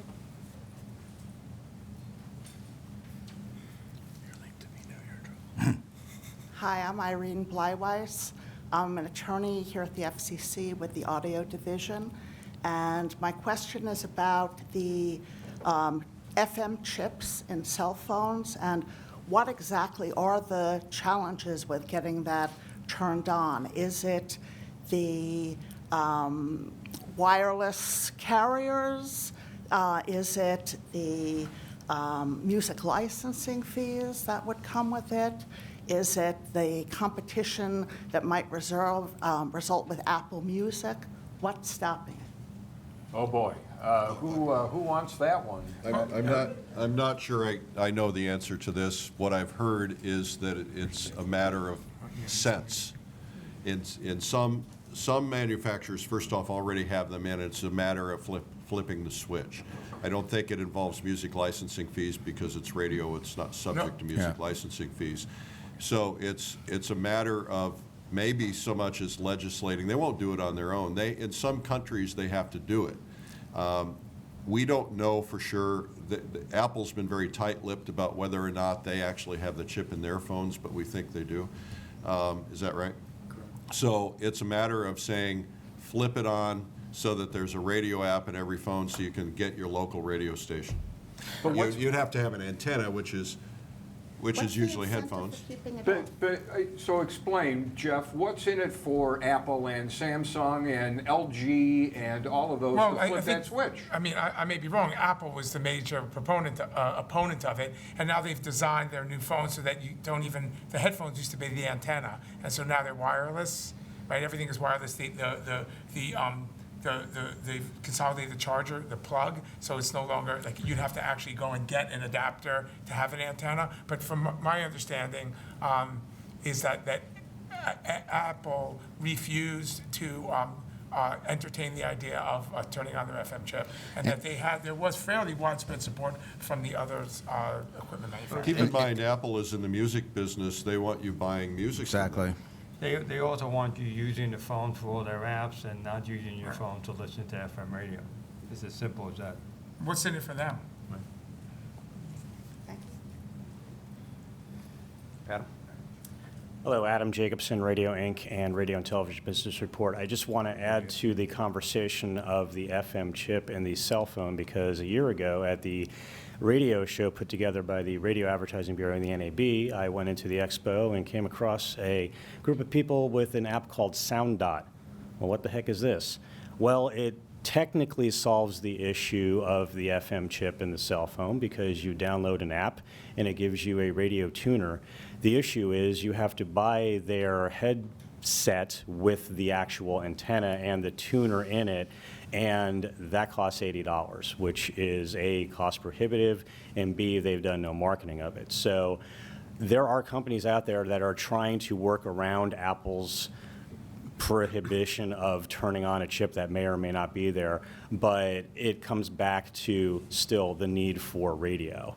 So what will happen as more and more people use a smartphone in their pocket rather than a radio while still being radio? Does that mean more focus on digital at a greater cost at the expense of new technologies that can improve a broadcast signal? What is the mix between a broadcast signal and digital to serve the listener in the next 5 to 10 years? Some of us were those kids that had a little transistor radio tucked under our pillow at night when we were kids. And it was the transistor radio in the 1950s that really revolutionized radio listening. And perhaps, I can't say that a younger generation will adopt radio listening like we would like them to, but if it were available, they might. I think that's one issue, is that it's competitive with these music services. They don't necessarily want them. There's probably people like Verizon want you streaming because you're consuming, it's costing, you're running up your streaming bills if you don't have an unlimited plan, et cetera. So I don't know. I don't think it hurts. Hartley? Yeah, so I would tell you that we get caught up on the platform. I would tell you most consumers, especially the younger consumers, are platform agnostic. They don't think about your phone being a radio. They don't think, hey, I would listen to this on a radio but not on stream or vice versa. They want to hear Z100 or DC 101 or whatever it is, and they're going to go where the content is. That's the mission of a lot of us, being everywhere they need us. Most of them don't think, hey, if this is through an FM chip, I tune in. It's just that they don't think that way. They say, this is my content. I love it. I love The Breakfast Club. I love Steve Harvey, whatever it is. Where can I get it? It might be on YouTube. It might be, following them socially. It might be on their phone. It might be, through the speakers in their car. It might be on their, smart speaker at home.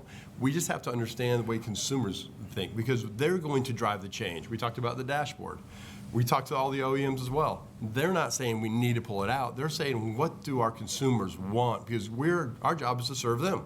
And if we don't serve them, we lose them. So we've got to be a little less platform agnostic and say, how do we best serve our consumer? And that'll lead the path for us. Except for the fact that when our audience migrates to streaming, we go from being a profitable business to an unprofitable business. Which we talked about before. Well, we're running out of time. I want to thank all of you. Just a great job of framing it.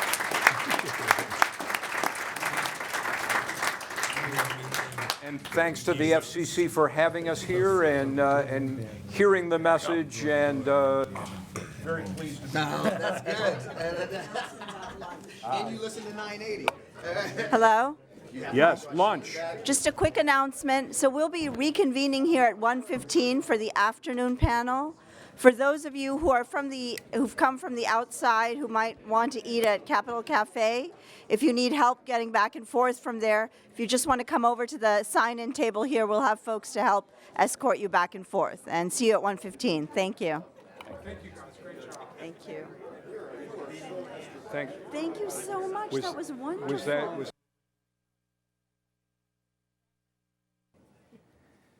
Hello? All right, I think we have critical mass. Hello, everybody, and welcome back. I'm eager to get to our panelists this afternoon. I think we've got a great group of folks, and I'm really appreciative that they've taken the time to come and share with us. This is to share their experience and their expertise with us. We really appreciate this. But before we launch into things, a brief introduction, I think, is in order. Some of you may have noted from our previous PN that we put out announcing the symposium, we had hoped to have Paul Gallant at the podium today, sharing his expertise and lobbing questions down the line. Unfortunately, Paul had a conflict and was unable to join us, so instead, I'll be steering things today. For those of you who don't know me, my name is Brendan Holland, and I'm the Chief of the Industry Analysis here in the Media Bureau at the FCC. Prior to coming to the FCC, I was in private practice here in DC for many years, representing primarily radio and television broadcast stations as they navigated the FCC and the broadcasting industry. So I think I may have the least amount of experience of our panelists, all of whom have been in the industry for quite some time, and I think bring their wonderful expertise to us today. So while, yes, I am from the FCC, I'd ask that you not read too much into that. I do not have an agenda today. I plan to be a neutral moderator, and the only goal is to hopefully have an interesting discussion that kind of brings out some of the issues and some insight into what the television industry is facing today. And it's a little bit of a challenge for me because it is changing even as we speak. I don't know that there was a streaming platform launched today, literally, but we're almost to that point where every day something else is happening in the industry. So, and I have to say, it's not often that we have access to a panel of folks like this. And I mentioned this to folks, just in preparation for today's symposium. We oftentimes are reading trade press or listening in on earnings calls or see analyst reports, or we're hearing from folks in half-hour segments when they come in and they're talking about a particular issue or they're looking for a technical fix or for a transaction. But it's not often that we have the opportunity to hear from industry folks about the issues, themes, trends that are facing the industry today. So it's a great opportunity for the FCC and for others interested to hear directly from participants and to have a live discussion about some of these issues. So I can't promise that I'll progress or proceed in a terribly linear fashion. And I certainly ask folks not to read anything into the questions I ask or don't ask. It's totally going to be a function of time in the conversation and no agenda on my part. And I can't promise they'll be as polished as Fred Jacobs was this morning on our radio panel. And thank you again to Fred, by the way, but I'll do my best to keep things moving. And also, before we hear from our panelists, just a housekeeping note about ex parte presentations for folks who may not have been here in the morning. While we don't expect today's panel to really focus on any specific proceeding pending before the FCC or before the Media Bureau, consequently, we don't think that anything we discuss will necessarily trigger a requirement for an ex parte filing. Nonetheless, we note that today's symposium is not explicitly exempt from the ex parte rules, and there are many commission staff members in attendance today. So we ask all non-FCC participants to be mindful that whether anything they say may qualify as a presentation to the commission that would require an ex parte notice, and should you feel that it meets the definition of the rules in consultation with your attorneys, please file the appropriate notice with the commission. So, with that out of the way, I'd like to introduce the panelists and go down the line and have them introduce themselves and give us a little bit about themselves and their companies to give us a little bit of context as they're speaking today. So if I could start down the end, we've got John Bergler today from Univision Communications, followed by Jimmy Goodman Jr. from Capital Broadcasting Company in Raleigh, North Carolina. We have Ann Shelley from Pearl TV, followed by Brett Jenkins from Nexstar Media Group, and Alan Miles from Nielsen Global Media, and finally Joe DeCipio from Fox Corporation. And Joe, maybe you can kick us off and we'll work back down the line then. So thank you, and you terrified me with the concern about ex parte, so I'm not talking. I find that hard to believe, Joe. Thank you, Joe. My name is Joe DeCipio. I am Senior Vice President, FCC Legal Business Affairs and Assistant General Counsel. Try fitting that on a business card.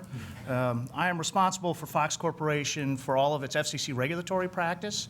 I also do our retransmission consent distribution deals with our distribution team based in LA, and up until this summer, I had done every one of those deals since I started at Fox 10 years ago. I've hired Ann Bobek, who many of you know, who's taken over a bunch of those, which is nice.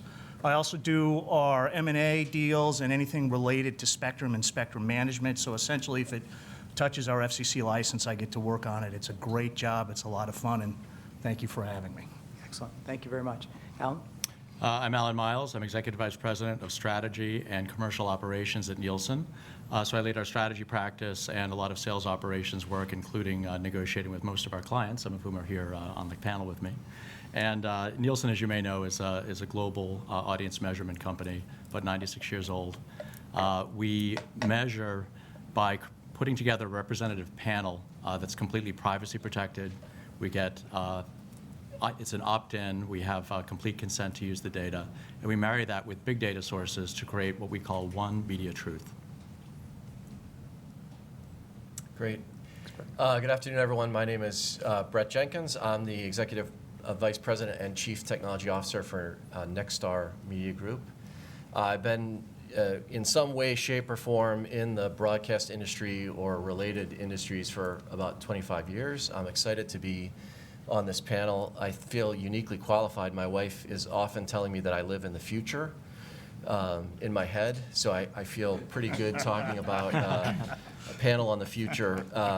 But seen a lot of change in those 25 years. Nexstar Broadcasting itself has seen a lot of change even just in the past 3 or 4 years, having acquired about 3 years ago Media General, and then more recently closing the Tribune Media acquisition. We're now to the point where we own, operate, or manage about 197 full-power television stations in 115 markets across the U.S. We're in 15 of the top 25 markets, so feels like we got pretty good scale. We've got over 5,400 local journalists employed across the country. So local news really is the business that we're in, kind of serving our local communities, both in terms of the programming, also servicing our local businesses with advertising and reach for their customers. So excited to be here today. Thanks. Thank you. Ann? Great. I'm Ann Shelley. I'm Managing Director of Pearl Television, which is a business organization of 8 of the larger broadcast station groups. It includes Cox, Graham, Gray, Hearst, Meredith, Nexstar, Scripps, and Tegna. We represent over 520 stations in the U.S. And well over 2/3 of U.S. households. Pearl was formed over 10 years ago as the executives of these companies recognized the need to pull our resources together as we're looking at technology innovation as well as consumer trends, understanding where our viewers are watching our content, our local news content, and how do we think about our distribution platforms in terms of monetizing and getting our consumers that content the way they want it. That's on command, on demand. And we were at the forefront of really thinking about this over 10 years ago. I came to this effort having pulled together similar initiatives in the wireless industry, where I was part of the early formation of wireless build-outs as well as the introduction of the first digital wireless system in the United States. So really thinking about the consumer at the front end, at the same time understanding how technology can scale and be enabled on top of platforms that exist in the ground, and sort of understanding how to maximize an efficient introduction of new services that meets the stakeholders' needs at the same time consumers love it, right? So we have been involved in the development of next generation television, the ATSC standard, as well as the introduction and development of that new service. We have an amazing collaborative partnership with Univision, Fox, NBCU, and PBS and others in Phoenix right now. That system has been up and running for close to 2 years, and the partnership got together actually 2 years ago. We are on the eve of a launch. We'll be launching in 2020. You'll see product at CES. I'll talk more about that. But really exciting times for broadcasters as we're looking to enable additional capabilities on top of our existing services, which continue to perform well. Thank you, Jim. Hey, my name is Jimmy Goodman. I'm from Raleigh, North Carolina. I'm the president and chief operating officer of a small broadcast company. We have 2 full power stations in Raleigh, North Carolina. We also have 2 low power stations down in Wilmington. So I think it's kind of safe to say I'm here to represent the smaller voice. Good afternoon. My name is John Bergler, and I lead growth initiatives for Univision Local Media, which definitely needs some explanation.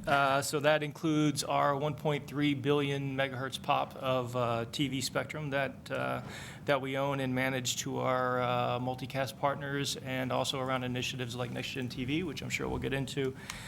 We also own 65 TV stations, 58 radio stations. And that's a big business for us as well. So I was here this morning listening to the radio panel. I also helped launch our podcast business in 2017. So the radio audio portion of this discussion has a place in my heart as well. It's a lot of fun. I'm involved in working closely with Ann and the Pearl Group and the Phoenix Partnership. We also have a lighthouse in Dallas with the Spectrum Co. folks. So we're basically working with anyone who can help move that initiative forward and kind of pull forward the adoption curve of NextGen TV. And I have the pleasure here to serve the 7th largest GDP in the world. At about $2 trillion, and that's the U.S. Hispanic consumer, which represents spending power that's slightly smaller than France, but slightly bigger than India. So and it's a lot of fun. We have a digital reach that reaches almost 90% of the U.S. Hispanics in the country, in addition to our broadcast assets, which are pretty significant. We're in all the big Hispanic markets, and we have affiliates that reach pretty much all the rest of them. So pleasure to be here. Thank you for the invite. Awesome. Thank you guys very much. We really do appreciate you all coming. And so in preparing for today, it's not a stretch to say that broadcast television is facing significant changes in the way that television is made, the way it's distributed, the way it's consumed, and the way it's sold. So on the one hand, there's a lot to talk about. On the other hand, it makes it very difficult to decide where to start. So at the risk of potentially cannibalizing some of our other topics or rapidly getting into things, I kind of want to start looking backwards a little bit and kind of throw out there for the panel of television industry obviously has changed significantly in the last 10, 20, 30 years. It's continuing to change, and we're going to get to that, and that is literally on a daily basis. But just for where we sit right now, from your perspective or from your company's perspectives, I'm kind of curious what you guys see as perhaps the most profound change over that time. Whether it's the expansion of cable systems to more than 10 channels, whether it's DBS providing local into local and suddenly retrans becomes a thing, or Netflix starting to stream in the late 2000s, or smartphones, or DTV transition, or anything else. So if I could just throw out there, and again, everybody has been involved in broadcasting in some capacity, and it has changed from a time where there was one TV in the home streaming, or displaying 3 or 4 channels, which was easy to measure, perhaps, to a point where we are today. And so what do you guys see as maybe the most profound change in the last 10, 20 years? Well, all right, so I'll give it a shot. So I should have said when I introduced myself that I don't necessarily represent the views of Fox or myself. I'm just talking up there, right? So, look, I think your summary really summed it. It's competition. What's the biggest change? Competition, right? The competition for eyeballs from sources that you couldn't even imagine 30 years ago, right? So that's the challenge. You heard some of that on the radio panel this morning, but more than that, it's surely the competition for eyes and for, I know many of you, and I have 3 teenage daughters, and they watch everything on this device, right? So we got to figure out how to make sure they watch my product going forward. So it's certainly competition. The biggest observation I have is for about 20 years I've been hearing that broadcast is dead and TV is dead, and it's never been No, not dead. true. We love TV. It's good.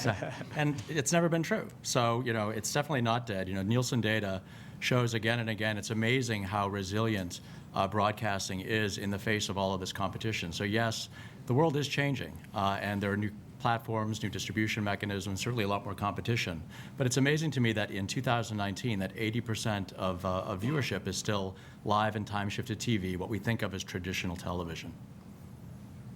Yeah, I would agree. First of all, I think when I started in this business, people asked me why I wanted to get into broadcasting because it was dead, right? And that was more than 25 years ago. So here I still am. I would agree with that. I do think that the competition, the fragmentation of the audience, the competition in terms of, from a technology point of view, fragmented distribution, change in exclusivity of programming, right? Being able to get the same programming through multiple distribution channels. That's really changed, I think, over the past couple decades, and so it's both the distribution and, frankly, now there's competition over content production going all the way upstream that is very different today than it was even just 5 years ago, right? There's so much more money. There are more players involved in the creation of content. Certain types of content. Does that affect you guys as broadcasters, or how does that affect you guys as broadcasters? I mean, it used to be a world where things came from studios, or they came from syndicated, or it came from local. I mean, there's a lot more content out there being produced and being distributed on different platforms. But how can you talk a little bit maybe about how that affects you? Yeah, I think it absolutely. I mean, I would toss it over to Alan. He can they run statistics on sort of where the eyeballs are going, but. The more content that's produced, if it's good content, it's going to draw eyeballs, right? And those, eyeballs only have 24 hours in a day to watch content. Hopefully, you're watching content at least 18 hours a day out of those 24. But the more content that's out there combined with the fragmented distribution, I think, you certainly see the impact, right? You see ratings changes over time. You see, again, just it's a constant, competition to try to bring audiences to the content that you're producing. But look, I think the other thing, and maybe this was part of your question too, is the cost of content acquisition skyrockets, right? It becomes much more expensive to acquire content, and so that's not only are you competing for eyeballs, but you're competing for the content acquisition. And, like with our local stations, that's one of the reasons why we do so much local news, because we can do that in-house. But that affects all of us. You're competing for eyeballs, but you're also competing for the content. And it's very expensive. From a technology perspective, I say IP, so the internet, which has created this ability for those companies and many more players to be out there to be able to distribute very easily. You don't have the same barriers of just a few players distributing over a very expensive plant. So that's, I think, a significant change. I mean, I think you still do have closed systems out there. I think the wireless carriers, to an extent, are closed in a way, but IP and something that is what we focused on with Next Gen Television is moving to IP, so we can match the pace of innovation that's occurring in IP, and be able to scale and utilize existing browsers and infrastructure out there instead of reinventing things that's bespoke for our implementation of broadcast. And our values in our content, local news, sports, what we do and provide on a linear basis that is live. And I'm sure Alan can talk about sort of where's live versus streamed.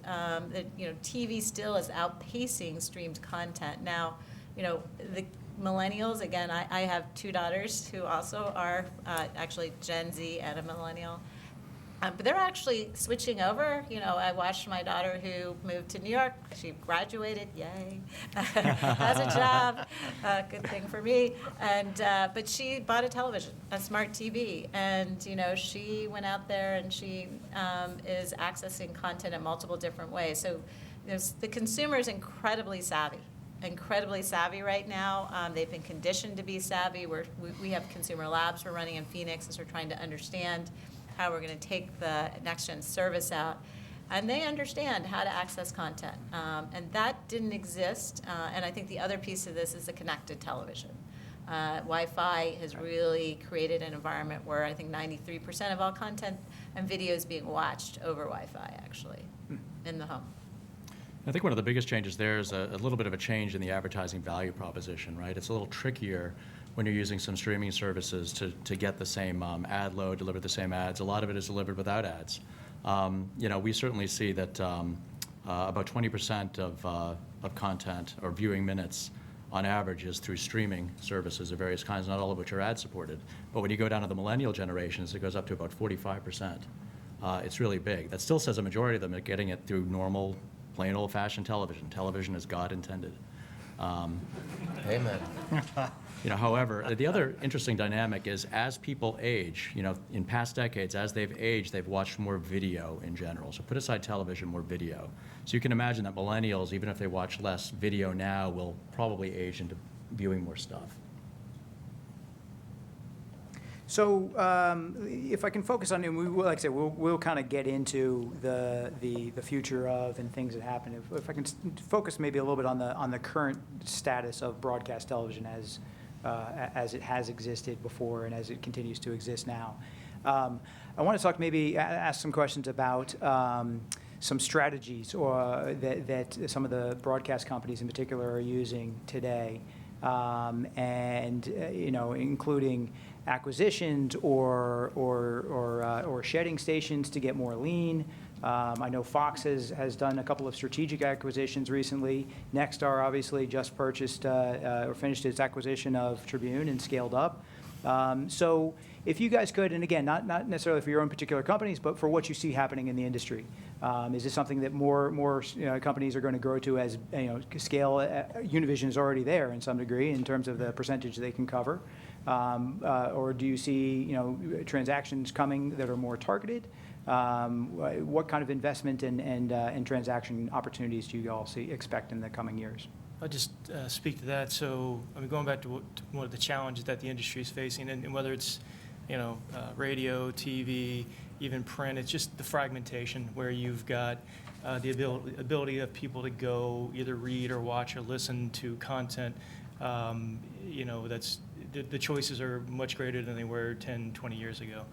And at the end of the day, the consumer is going to get what they want. And so, what we focus on is making sure that our programming is right, but also giving consumers the tools that they need. So if you have a consumer, our consumer, the primary internet connection is this. So a TV everywhere, way to watch programming with our MVPD partners is an obvious solution that we'll provide. And the other, for us, though, it's a little, the industry, the trends there, and just the decrease in live viewing that you may see in the total industry, for sure that's the framework that we operate in. But, our audience is still over 92% live, and our audience is over 2/3 unduplicated on the other major TV networks, even for bilingual Hispanics. So it's a little, I think we're at a little different place in kind of the evolution with our audience. But the consumer is going to get what they want, where they want to get it, and I think broadcasters are going to have to provide those solutions, whether it's TV everywhere or radio streaming products. At the end of the day, TV folks are getting into podcasting. Podcasting is just on-demand audio. There's a lot of converging of media that used to be in separate buckets that now is kind of all coming together. So I'll jump in. You did mention that we just did a TV station deal with Nexstar. We're very bullish on TV strategically in the right markets. As I think many people know, our company's largely changed, updated its strategy, right? So we're focused on premier live sports, must-see happening programming. Also must-see entertainment programming like The Masked Singer last night. I'm sucked in. I think I know who the remaining artists are. Anybody else gonna know? We'll do that later. But so look, we think TV's great, right? We're bullish on it. We're buying. And we think the way to compete is to attract eyeballs for programming that you have to see real time. And that's really what this is not my idea. We've announced it. That's what we're doing. Because you do have fragmentation in linear television. And look, anecdotally, most linear scripted TV I watch on time delay. I rarely watch it live except for The Masked Singer.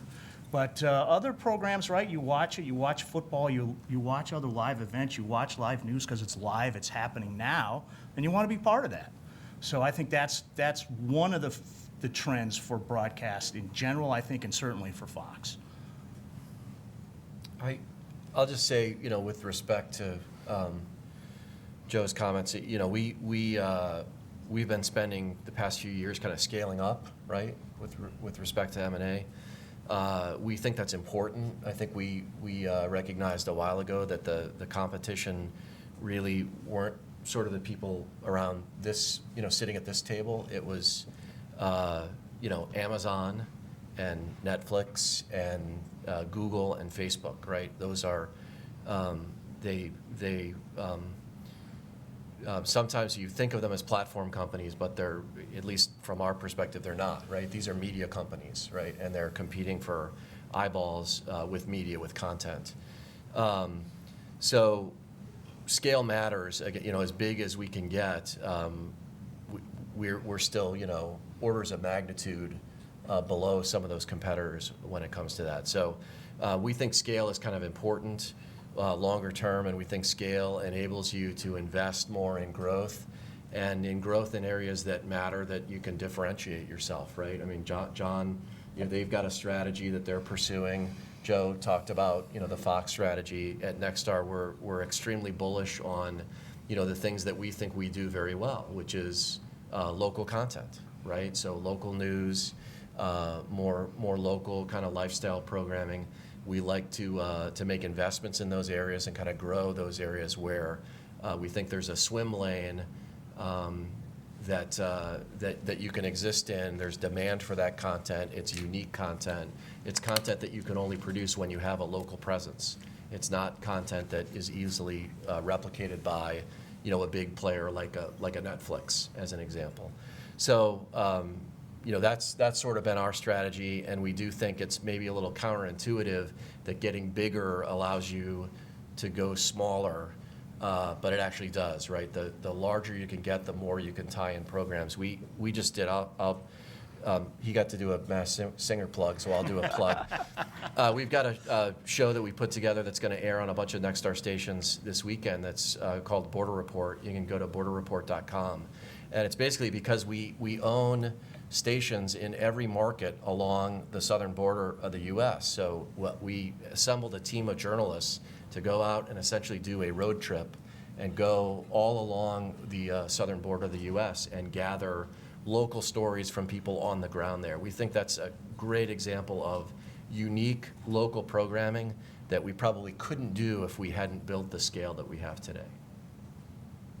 So, and I think Perry Sook maybe 7, 8, 9 years ago sort of envisioned a television world where there would be 8, 10 larger companies, maybe including or in addition to the O&Os. And I think we're quickly heading that way, and that we're getting to worlds where Univision and Nexstar and Sinclair and Fox, in addition to the O&O entities, are kind of where things have consolidated to. So I'm curious, Jimmy, if I could put you in the spotlight of representing a smaller operator, an independent operator. Is there still room for smaller entities, and how do you survive in a world where you're facing folks who may own, well, I guess you do own multiple stations in a market, and maybe that's a necessity to exist in a local market? Yeah. So. Is there room? Yes. Why is that in terms of our ability to be where we are? I think it's because we kind of focused on going deep in one market. So I think it's very challenging for a lot of folks that haven't been in the market since 1956, right, and haven't been doing the same thing for many years. So I'm very concerned about it. One concern, obviously, is the access to programming. There have been times where I don't even, programs aren't shopped. So in my market, I compete with Disney, an O&O. I compete with Nexstar, Brett, and I compete with Sinclair, right? Those are my competitors. And we hold up pretty good against them. And at the same time, there are times when I'm not looking at programming because the Nexstar group or Sinclair, much because of what they've done, and their consolidation, they're going to pick up those shows before they ever get to my table where we can look at them. So that's kind of a challenge, and that's concerning. And then, that's just syndicated fare. And then when you start talking about networks and relationship with networks and the notion that there is a time when Sinclair, Nexstar, these guys, great companies, they do get so big, I think, that there's no way that a network will be able to keep an affiliation with me versus basically taking my affiliations and giving them to their massive partners. So that's really fundamentally, I think, the biggest challenge. And why do you think that would happen? Because the scale that the broadcast company has, they can pay more in reverse comp. I mean, there's a better deal for them to associate with a network. A group. Yes, so I think the reverse comp thing becomes paramount over the next probably 5 years. But also you just get so big that, hey, we have 80 Fox markets or whatever they may be, and at some point in time the notion of swapping a Fox affiliate in a little market like Raleigh for this huge partner is kind of a no-brainer for the CFOs of the organization, for the relationship folks, for the network affiliate guys. Yeah, that's a problem, right? We work with these folks for a long time, but from hey, we got to keep our 120 market partner happy, so we got to move this one thing. That's not that big of a jump in my mind. So at the risk of getting myself into trouble, right? I said I wasn't. I'm not sure that that's how that plays out at the network, right? And I'm not our affiliation guy, but look, everybody's interested in competition, and so I'm not sure that that's necessarily how it would play out, right? It's an interesting perspective, but you know, we want competitors for our product as well. So I'm not necessarily sure that I see it playing out that way. But I think your larger point is correct, right?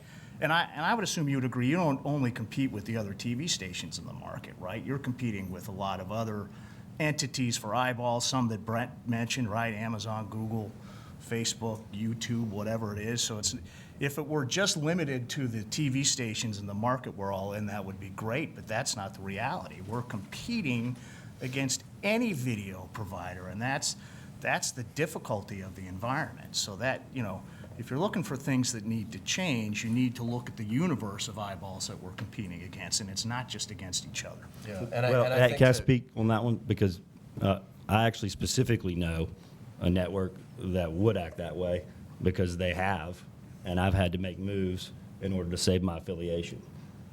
So I'm positive that's exactly how networks will act, period. Now, I mean, I don't know what else to say as it relates to that. I mean, it's my job to protect our affiliations, and that's what I do. And I understand what you're saying, Joe. In terms of competition, of course, like I'm competing with everybody that you're competing with, except for I'm also competing in some cases with the networks who are distributing their content that we have exclusive rights to over the top of us, direct to consumers, which they can do, and I get it. This is all about, you know, the elimination of points in the value chain to suck up profit margin. I mean, that's what the history of all business is, disintermediation of the middleman, right? But reality is, let's just lay it out there, is that's how it plays out. Yeah, I was going to say that to both Jimmy and Joe's points, again, I think you can't look at just that microcosm, right? I mean, even the networks you might think as big as they are, they're not as big as some of these other larger players, right?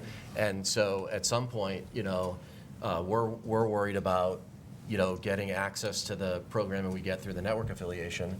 The networks have to be worried about how they're getting access to their programming upstream, right?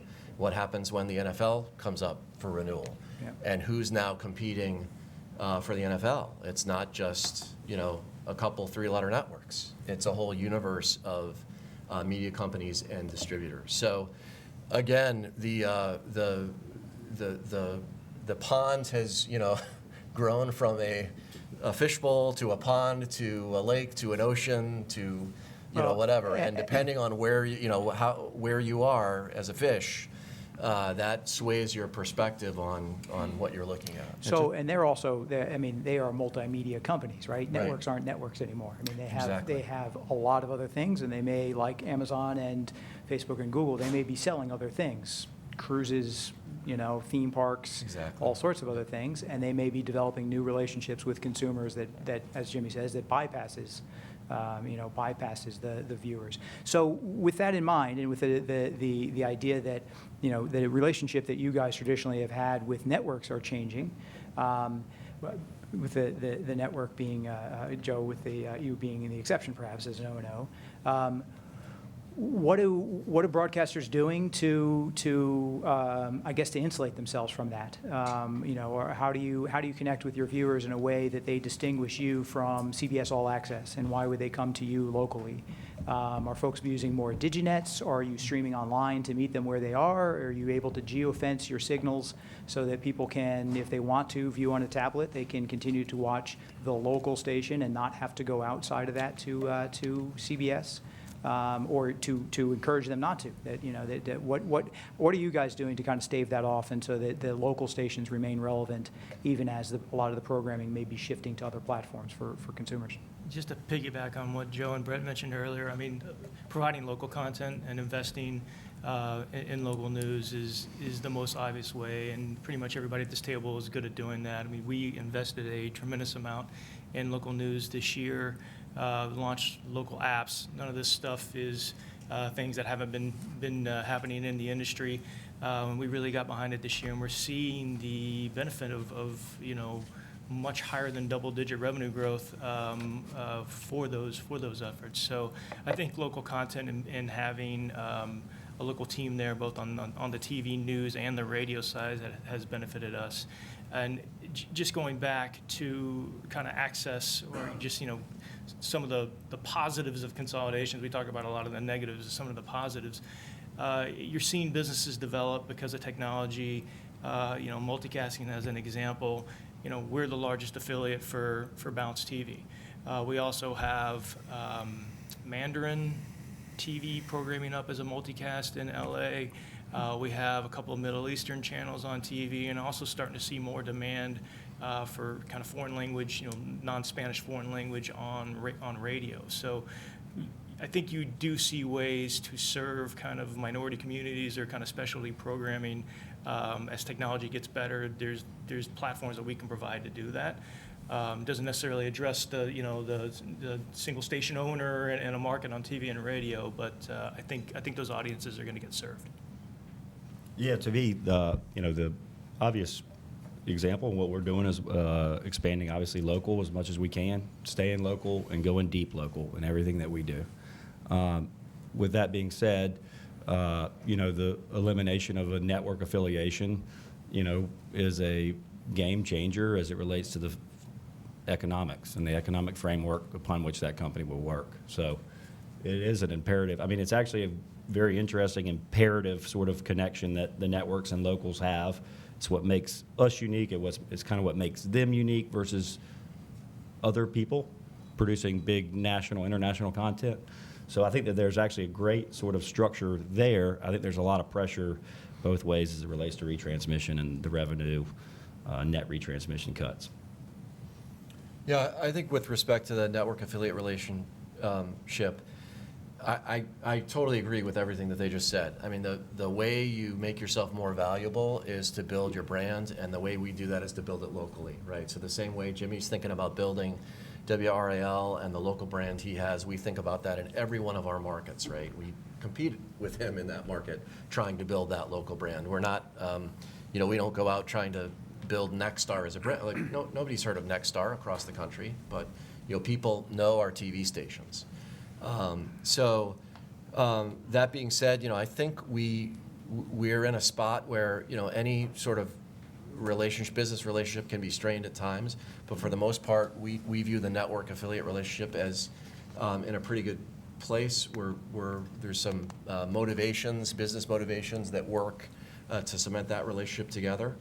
Doesn't mean it's always beautiful. Read the trade press in the last few years. Nexstar, as big as we are, we've had network affiliations taken away from our stations, and taken stations and turned them into independent local news stations. That's generally the playbook that we have. So scale is not necessarily a defense, in my opinion, against that. And like I said, I think you can look at our history and show that.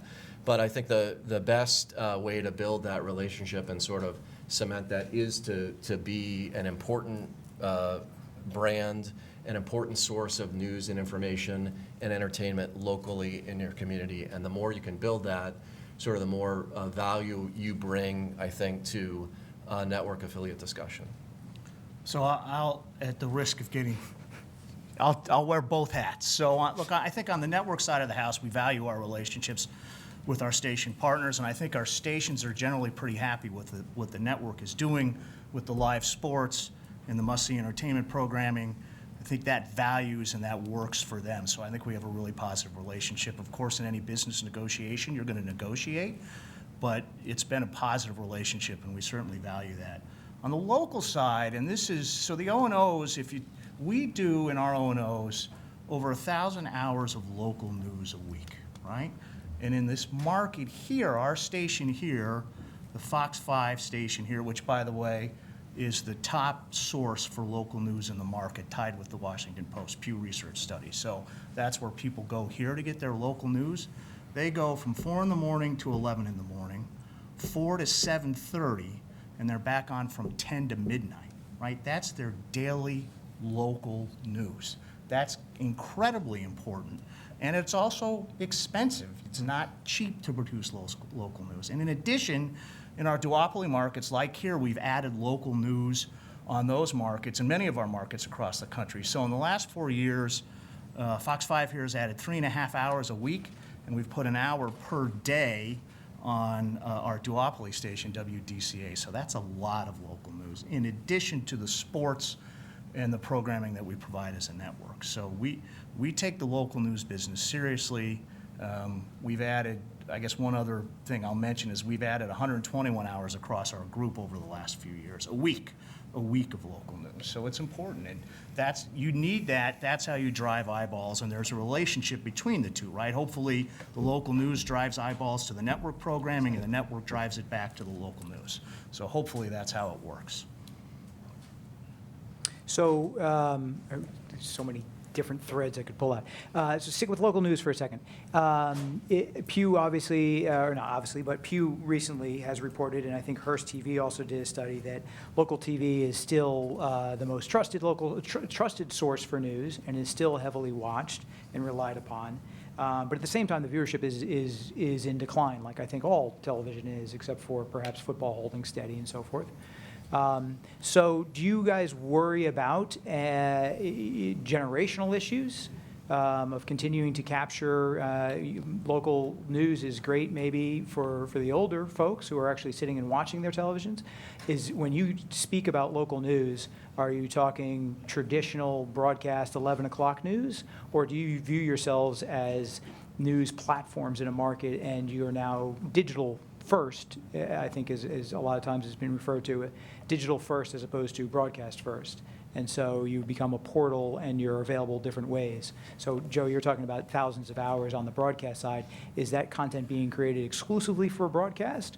Or is some of that being created initially for websites and streaming or other facets? Or? Okay, so really good question. So the roughly 1,000 hours a week that I cited across our group is our linear newscast, right? But we do several web-only casts. We do Facebook Live. We do a number of podcasts out of WTTG here and our other stations. In Phoenix, we have a 24/7 news webcast that runs. So it's a little bit of everything, right? So, and it's similar to what I said before. You hope that your linear viewers will follow you digitally, and the same thing, that if you capture them on the digital side, they'll follow you back to your linear side. We also use a bunch of different products to sort of track what's trending in social media, so we can see what is interest of our viewers, and that'll sometimes drive the decision-making in the newsrooms about what you cover, because you think something may be of interest, and you find out that everybody on social media is interested in something else, so you go cover that. Those sound very much like ascertainment. Absolutely. We're always no, it's community engagement in a that's different right. fashion, No, right? but listen, we were surprised when we started using some of these sort of social media tracking products as to what we thought was important, or what our news directors thought was important. You would see different engagement on social media, so you may change, and that changes what you cover both on your linear news and what you're doing online as well. Just a little bit of data. It is true that news and sports are far more resilient, actually, than some other categories in terms of ratings. So when you talk about declines in television, there's, relative, it's all over the place, but that's a relatively strong point. The second thing is that among young people, there's actually a strong bias toward local news for events. So whether, anything like that, the local news channel tends to be the #1 source that they go to. And just the viewer, you're going to have to follow that viewer throughout the day. So obviously they're watching Despierta America in the morning or the morning show, they leave the house. If you want to reach those folks, you have to reach them where they are. And, local apps push notifications to folks saying, hey, I want to stay informed on things that are important and relevant to me throughout the day. You just have to follow those folks throughout their day, catch them again at night. And I think, everybody here is pretty good at doing that, at sticking kind of, digital folks, social folks in your newsroom, publishing immediately to the web, as opposed to maybe 5 years ago, you would go through and make sure it was TV ready, and you'd save it for the early news. Right. That has changed a lot. So there's every organization here is producing more content. They're publishing to more platforms, and they are getting more and more comfortable with publishing something that isn't necessarily primetime TV ready to social, because people know that they want that information quickly, and they'll deal with an iPhone shot, video if it tells them what they need to know. So, I think everyone here has been through those transitions. I just want to make a point about the Next Gen television platform, which is a hybrid television platform, and it brings both the live linear and all of the enhanced content that was just mentioned by Joe, Brett, and John, and it brings it in one place, one format. So it allows the consumer actually to have some control over their experience. And we've tested that with consumers, and so John's done some really interesting things on applications that can be delivered over the live linear feed, and then utilize the back channel or the internet to bring in this massive amount of content. And they have production teams on their digital sides writing this. You don't have to produce it in TV anymore. You can bring them two together. And so it's pretty powerful, and we've been testing it out on the news front. You're watching a news story, you want to watch more, or you've got to run to the bathroom, or you can't watch it. You want to get more information on investigative news story. That appeals a lot to consumers, that they have that ability to get more information than just that 20-minute or 5-minute, 10-minute segment that they might just pick up when they happen to turn on the television. And that really appeals to millennials and Gen Z. So back to Alan's point on the local news, they are tapping into our digital side. This is a way to create an environment where we're bringing them back to linear, I think, in a way that they don't know it's linear and they don't know it's digital. They don't care at all. They just want it when they want it, and they want to personalize it and things like that. And that's what Next Gen allows us to do. I was going to say one of the things, so again, agree with sort of what everybody's been saying. As I sort of live in the future in my head, as I joked earlier, I don't worry too much that any generation is going to lose an appetite for local news, because we think, we look at Nielsen reports and other studies, we look at usage of our own content that we produce, and we see a pretty healthy appetite. We look at, the surveys that are done. There is a high trust factor. I think we all have to work to continue to earn that every day. I think all my fellow broadcasters here, that's paramount to all of us. So I think the demand will always be there. I do worry about who pays for that ultimately. So, and there was a recent article that I was just reading. I actually meant to look it up so I could get the reference for this panel, and I forgot to before we started. But it was essentially sort of this, everybody agrees that local news is really, very high importance and high trust. But when you ask people, how should that be paid for? Are you willing to pay for it? There's a pretty low willingness as to where that's gonna, where the funding for that is gonna come from. So, at Nexstar, our trajectory has been, we've been able to fund more investments in creating more and more local news and hiring more local journalists, producing more and more content through the growth strategy. So as we've gotten bigger and bigger, that's enabled us to make greater investments. And ultimately, I think we all have to struggle with, where do we continue to find, business funding so that we can keep that local business going ultimately. And if there is not a willingness, that if the consumer sort of places value on the news and information, but there isn't a willingness to pay, we could run into a problem. And I think there are analogies out there in related industries that you can look back over the past couple decades and sort of see what's happened there. And so I think we're probably we all I think about those issues. So along those lines, Jimmy, I was reading recently, and there wasn't a whole lot there, so I was hoping maybe you could flesh it out, but that WRAL and Capital Broadcasting have served as a pilot in a program or in a I think along with Fox, the TV membership project, which seemed to be interested in researching and developing kind of modes of consumer engagement and maybe direct-to-consumer contacts and things like that. I think part of what Brett was saying as well is to see what value they place on it and how do you monetize that going forward to keep that business alive and keep those touches with consumers alive. Am I reading that right, or can you tell us a little bit more about what that is it's designed to do? Well, I wasn't actually specifically in that project and haven't done a whole lot with it. But my recollection is if there's, it's hard to get a consumer to say they'll pay for local news, period. Yeah. And I mean, if you look at the newspapers, does anybody see what's going on in McClatchy? I mean, it's kind of yeah. And that doesn't change when you ask people about local news from a television station. Yeah. Is my understanding. is the safest way for me to say that. Got it. Look, but I think a key takeaway, right? Because if you're looking sort of what the future holds is, we all take serving our local viewers seriously, but it's expensive, right? And everybody assumes size is necessarily bad, but it's not, right? We're competing in a world that none of us envisioned 40 years ago, 30 years ago.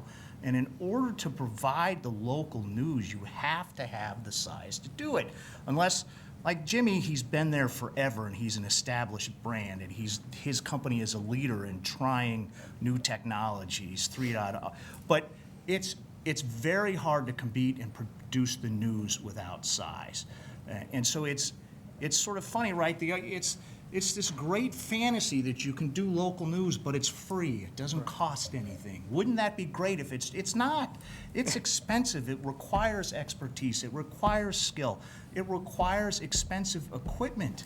And so to be able to do that, you have to have the size, not only to provide the local news, but to buy the syndicated product, to compete for other product that you're bidding against, not only your TV competitors, but the over-the-top competitors and the Googles and the Facebooks and the Amazons. It's an expensive world, and so you have to have the size to compete to survive. So that's a great segue into another category of topics I had, which is revenue growth. So obviously television is changing, and what people think television consists of is changing, and the way people consume video products is different. But television itself, as Alan alluded to or stated, is pretty healthy. I think 2018 it reached $34 billion, and 2019 it's continuing on that trajectory, and 2020 is a political year. So it's actually doing pretty well. It may be not the scale of Google's and Facebook's and Amazon's, but for the consolidation that has occurred and the players that remain on the field, it seems to still be a pretty healthy industry. And so I wanted to talk a little bit about the revenue buckets. The things have changed in just 10 years. That now retrans accounts for, depending on the company, between 30 and 45% of gross revenues. Obviously, not all of that is retained necessarily by the station. But that advertising has held pretty steady over those 10 years.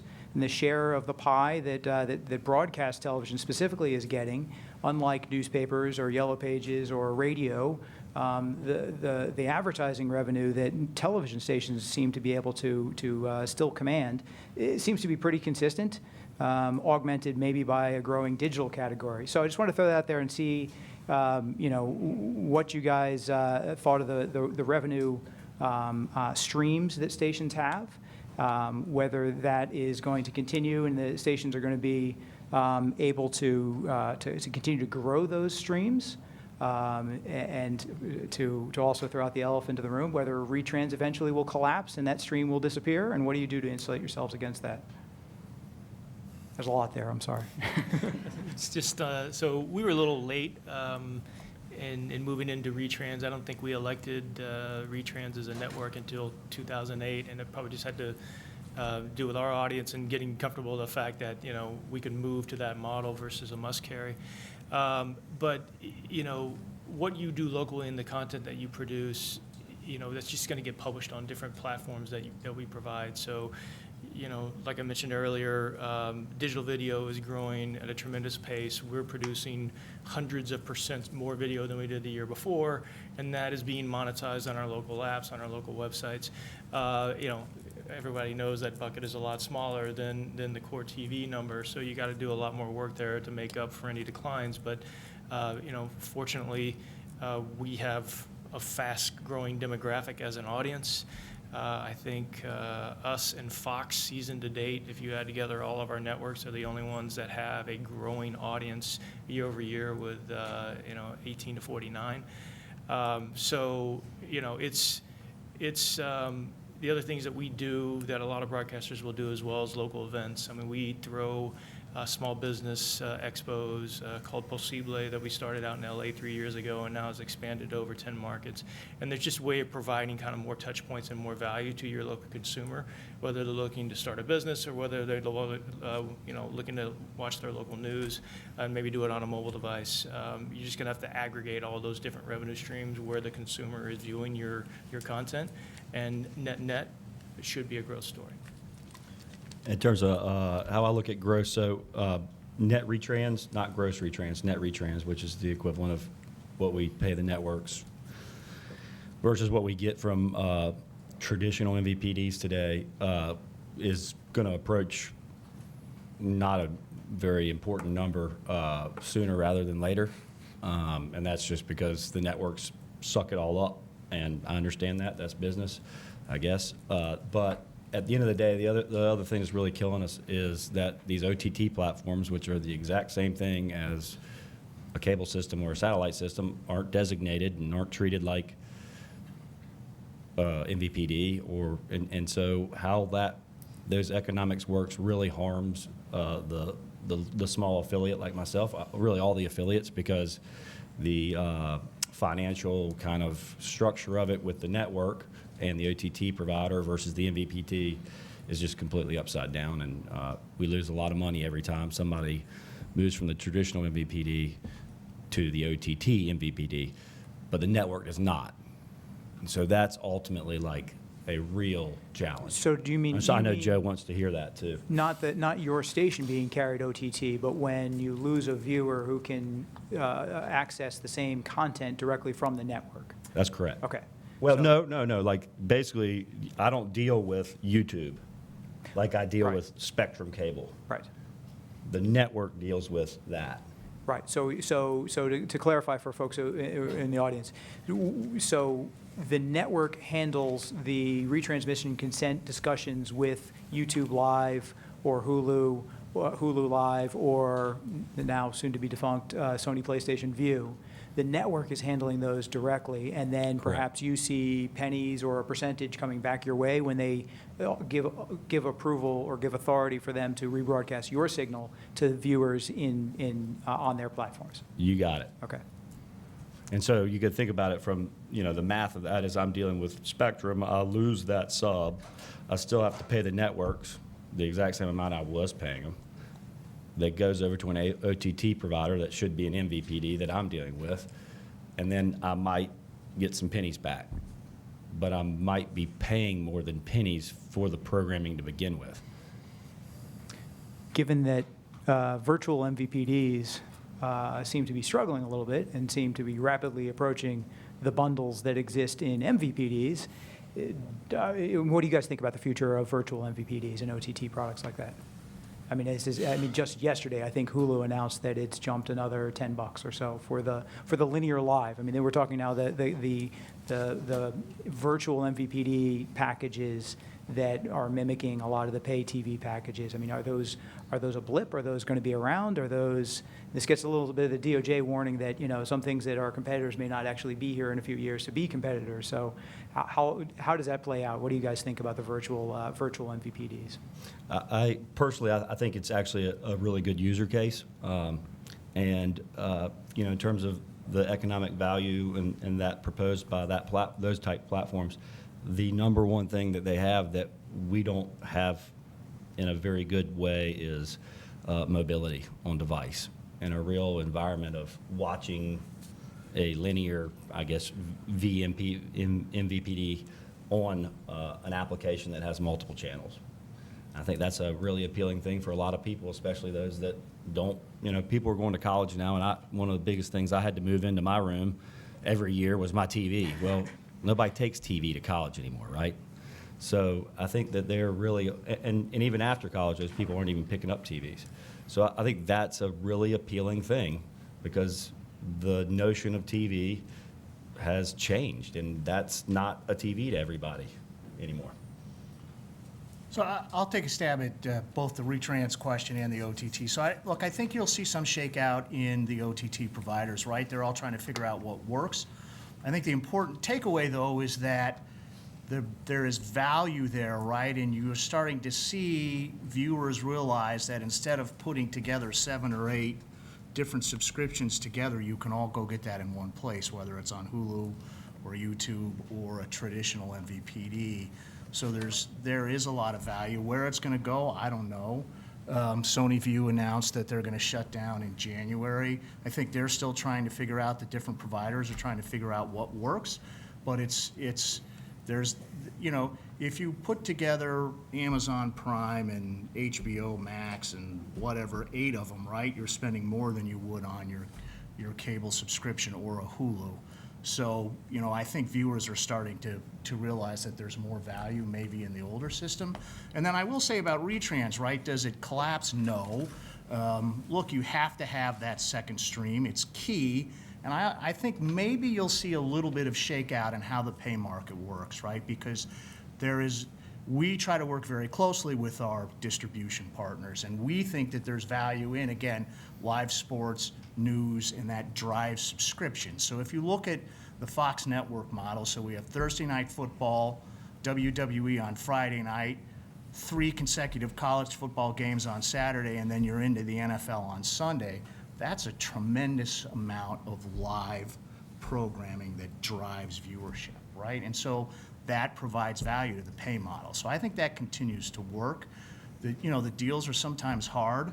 I've lost a lot of sleep over the last several years on those deals, but we get there, right, because we think we provide value. And look, we want subscribers to stay in there, right? We don't want them leaving. So it's a combination of pricing it correctly and making sure the content you're providing they want to see. I mean, part of the problem is that a lot of these platforms are not especially differentiated, and especially as prices go up, they become just sort of Me Too's of existing MVPDs, right? There's not the value there. So the future has to be around differentiation in some way. You know, Disney Plus is differentiated, obviously, because it has a Disney library in it. You can't get it anywhere else. And there are others who are, pursuing various models that way that might work. So, Alan, actually, we stick with you for a second and ask a question about how viewing habits have changed and the challenges in finding and measuring TV audiences. We heard some this morning from in the radio panel about when people go to streaming or go over the top or go to other products, the radio companies are having a difficulty retaining visibility into who's using and how, and to also, not only that, but as a result of that, difficulty in convincing advertisers that what they're getting and measurement for eyeballs. And so a little bit about how viewership is changing and the challenges that you face in trying to track that down and or re-aggregate that as it fractionalizes. And then the second part of that, kind of related to, is I'd love if people would sort of, and this is for the broadcasters, a little bit of take us through addressable advertising a little bit and what that means. We hear a lot about that. You hear a lot about that other entities have that ability and have that direct-to-consumer or that closer touch that they're able to create addressable advertising. So with that in mind, if you wouldn't mind. Sure. So video is actually very different from radio. I don't know how many of you were here earlier for the radio panel. From a Nielsen perspective, Nielsen measures all video platforms, and we measure almost all video outlets on the video platform. We think we get between 95 and 96% coverage of all video viewership in the U.S., and that's a figure that's remained steady for quite some time. What's tricky is actually tying all of those pieces together into a common measure that an advertiser or an agency will accept. Right. And that's a trick that we've solved over time. For example, we've been measuring out-of-home viewership for quite a number of years, but it's been separate from our core TV measurement. This year now we've combined the two of them together to create a single number that is accepted in the marketplace as, a quote-unquote currency that can be used for trading. So Nielsen's total audience program actually does the very kind of measurement that has proved trickier, I think, in radio for a variety of reasons. So, that's how we do it. And so, actually, I had another question on that. Fox recently announced that it's dropping live and same-day Nielsen ratings, I think. And so, one question there is we talked a little bit about this, is the concept that a lot of television is going to be live, and most important, and the perhaps what remains broadcast kind of bread and butter are live news, live sports, live event entertainment programming. But a lot of the entertainment programming otherwise is being time shifted, or is going onto other platforms, or people expect to be able to log in and watch multiples. So curious what the traditional viewer measurement means to stations, and is it just live? Is it, and/or do we now go to something else, and what the value is to advertisers ultimately if, in plus 35 days, people are actually going back and watching these things, and a couple articles recently about the viewership numbers doubling over, not just plus 7, but over plus 35.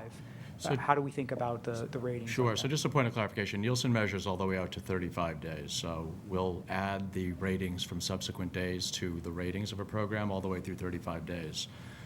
Some networks have recently announced they'll stop using live same-day ratings because they're not very accurate, because more of the viewership is shifted out in time. So I think that announcement is just related to that, right, as opposed to saying that they're not going to be using that. And measurement. I think it's also most significant, or to put it a different way, that the live same-day measurement is still current, accurate, and the most the gold standard when it comes to live programming for the sports and so forth. Yes, that's certainly what we believe. But the issue is that a lot of the press cycle has really revolved for many years around reporting the next morning as quickly as possible the numbers from the night before. And those numbers have become less and less reflective of the true audience in that programming. That's really all that's going on there. Okay, so I had a segue previously into the ATSC 3.0 and the future of television, and the ability for ATSC in some ways to fill some of these holes that I think some of the broadcasters are seeing or feeling, in terms of having the ability to as John said, to track your viewer across the day and across different platforms, be it the phone or the television in the home. So, Ann, if I could throw it out there a little bit, you maybe explain a little bit in layman's terms what it is that 3.0 can do. We tend, I think, at the FCC, or me personally, tend to think more in terms of the traditional, what the DTV transition brought to us, which is multicasting, perhaps. And maybe it's taken a number of years for us to get to the point where DigiNets and multicast, as John said, is happening now, and that there are multiple streams being provided by. But what's the next step? And if multicasting is a given today, at least you can replicate that. Can you explain, and again, there are a lot of folks who were actually part of the 3.0 transition, what you anticipate, what you hope that it will bring to the broadcasting field? Sure. So just a refresher on the sort of the capabilities of the platform, because that gives you a sense of, and then also what do the consumers care about, because we've done a lot of testing on that. So it allows us to move to 4K or enable 4K, high dynamic range, and even future video improvements over time. Audio, we have the capabilities in the platform that bring 3D audio. It's improved audio. Consumers actually rank that as one of the top features, and that's the ability to boost the voice. Millennials love that. A lot of millennials during sports programming are putting on closed captioning.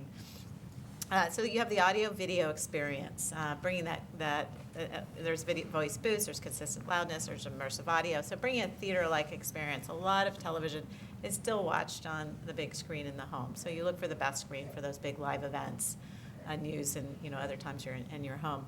The other thing that the platform is, because it's IP, it's very flexible. So we can enable things like applications we can send over the air. So we can enable an application environment, which allows us to create some of that modernized experience, look and feel that consumers are used to today in Netflix, so, or Hulu or whatever else it might be. It allows us to bring in a lot more content because if you're watching or viewing on a connected television, you're utilizing the Wi-Fi or back channel on that TV. I know that Samsung probably has, for example, one set that will be unconnected or the ability to unconnect it. So consumers in the last 3 years, and we can thank Netflix for that, have really been connecting their devices, and the TV manufacturers have been pushing that in the marketplace because there's a lot of value for them as well. Because of that application environment and other capabilities like watermarking, we do have the ability to track our content and understand what consumers are doing. We have performance data on the app itself or the applications themselves. It tells us, how are they clicking? What do they like more? Did they like that news story more?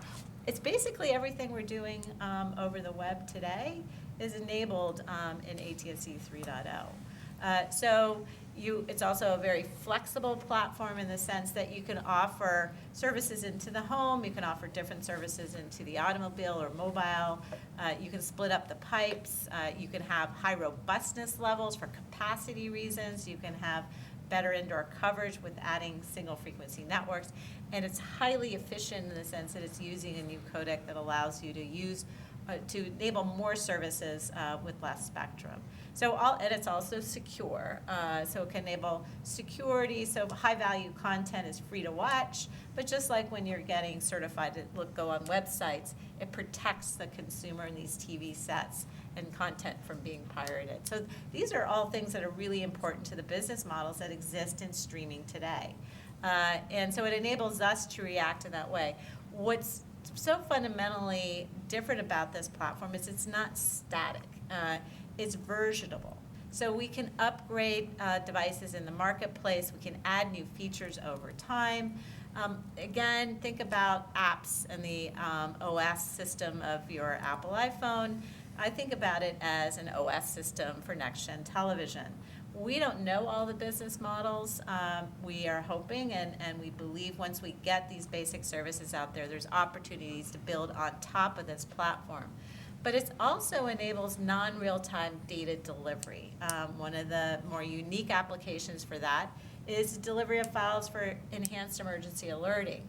So we can bring more to the consumer even on an unconnected device. So we can reach both a connected and an unconnected device. You're in a fire situation in northern and southern California. First responders need to get evacuation maps out. They can have like an internet experience and be able to click through and get information. We haven't been able to do that before, and I can tell you that for the news producers, and I think it's a really interesting product. So that ability to deliver non-real-time files, I'll take it one step further. We could get into delivering computer upgrades to automobiles. I mean, there's a lot of capabilities that we could do. We're starting out with basic television. We're going to make watch TV work in 2020 with some enhanced features around the audio, the video, which came back strong with consumers, because we have to get started and get first products out there and start to scale. And I think once the national platform is built out, and again, this is an open standard, right? So broadcasters can innovate on top of it, but the CEs all know, the TV manufacturers, future devices like gateways and dongles to convert TV sets, automobiles, what have it. Basically, they're all operating off the same operating system, and applications and services are built on top of it. So it enables different broadcasters to have different business models. Nexstar is part of Spectrum Co. They've been talking a lot about some of these future business models. And what's important about that is going right back to the monetization question. We want to continue to provide our local news. We need to be able to pay for that, or at least support that effort in local markets, and we need other ways to monetize. So this gives us a host of opportunities beyond sort of the traditional basic television services. And our old platform isn't going away. We're able to enhance on top of our old, and I shouldn't call it old because it's a very robust. It's doing well. Consumers are watching it, but it's inflexible. It cannot be upgraded. It was ideated in the 80s, implemented in the early 90s prior to the internet. So we're taking a playbook from the carriers. We're they went from 2G to 3G to 4G to 5G. They just layered on top those new platforms. And then as consumers rolled off of those products, they started to put more spectrum to that new G, if you want to call it that. So similarly, we're enhancing our current platform. We'll continue to put more spectrum to it as we scale product and market, as we see these new business opportunities happening. So I got two spin-off questions from that I'd like to throw out. But first, Jimmy, I saw you nodding along when Ann was describing some of the use cases, if you will. What in particular were you nodding to, or what are you thinking that this could do for WRAL, for example? Well, so I mean, I agree with everything Ann said. And I what are you most looking forward to? I would actually kind of like go all in that I actually believe I'm becoming more and more the more I work through all this. ATSC 3.0 for our industry, if we really, people in this room care about emergency alerting, a really good infrastructure for that nationwide, and you actually care about democracy and local news. I mean, I know this sounds like I'm way overdoing it, but I think ATSC 3.0 is literally the most important thing that any of us could be working on from here till the next 15 years. That I think it is imperative, and I know we're talking about TVs, and that's the problem. Not the problem, but that's one thing we need to be getting to, right? Our televisions, but the most important thing for generations to come is the ability for us to actually transmit direct to phones and tablets, period, into discussion. There's going to be a day, I would imagine, where my network, my syndication, all that stuff is going to ebb and flow, right? But I have to be able to get local news content out to the masses. And I didn't just say out to the masses that are at home watching a television, right? I mean, I need a direct line to folks in their pocket if you really care about local news and emergency alerting. It's just, to me, it is kind of a no-brainer moving forward. Not a no-brainer, it's very hard, but it is the most important thing. I know, and I'll make everybody mad, but we talk about ownership and blah, blah, blah, blah, blah, network affiliate relationship. I mean, I also tell you, I was at the radio thing this morning, and I wanted to crawl under my seat and start crying. Because we own and operate radio stations. That's one of the saddest panels I've ever seen. I mean, David O'Connor had to take me to lunch and pat me on the back. It was like a psychiatrist session. David, and I'm worried that 5 years from now we're going to be up here doing the same thing, right? And we're not right now. So there's nothing I can express more important in terms of us getting the ATSC 3.0 transition underway and government implemented mandates for chips in all consumer devices. I know it's not a popular topic, got it, but it's imperative or it will not happen, period. I'll tell you another thing for all the FCC people. I'm just going to try to make everybody in this room mad. David O'Connor's writing the ex parte now, so he's he's taking notes. Okay, well, we need to negotiate rates, David, before that happens. You opened this panel with the notion of, hey, what's the most profound thing that's happened in the past to our industry? And I think actually the most profound, that was looking back. Looking forward, I believe the most profound thing that happened to us is the incentive auction. And that is because if there is anything in today's age that will prevent ATSC 3.0 from being a reality, is the fact that we do not have the extra channels and capacity to make a transition without essentially changing the engine on the airplane while we're flying it. It's an absolute travesty that we allowed, that anybody agreed with that and let that happen before we got broadcasters into a long-term evolution format like ATSC 3.0. And if there's one thing that's going to stop it, it's the fact that we cannot do it. And the other thing is that we should have never allowed people to stay in VHF. Other than that, everything's great. So I understand that point of view, but I also think that the incentive auction taught the industry how to share and play well with others, So 10 years ago, everybody had their own channel and all their own engineers, and everybody's signal and transmitter was always the best, and you didn't trust anybody else's. But now, Fox shares with CBS, we share with ABC. Like, it has gotten the industry used to channel sharing, which has gotten people comfortable with hosting and going through the dance you have to do to transition markets, which can be very tough in some markets on the East Coast for sure, but is relatively simple in most of the middle of the country. And just going back to Next Gen TV, it's really an investment catalyst. I mean,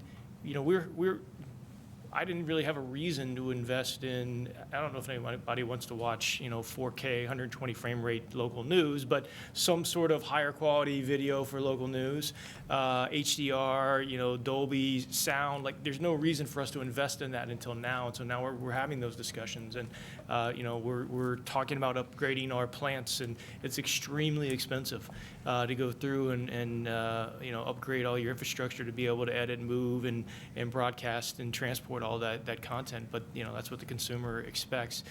Conversations with automotive companies and rental car companies, those conversations wouldn't have happened if it wasn't for Next Gen TV. So I think it's a healthy thing for the industry. It's going to spur a lot of investment, and it's going to give us the ability to do everything to protect content that is getting more and more expensive, which we've talked about here today, provide it to automotive and other places that should be all upside for the industry, and just provide a better, kind of more progressive viewer experience, better audio, better video for the TV viewer. So I think it's a good thing, and we'll figure it out, Jimmy, I promise.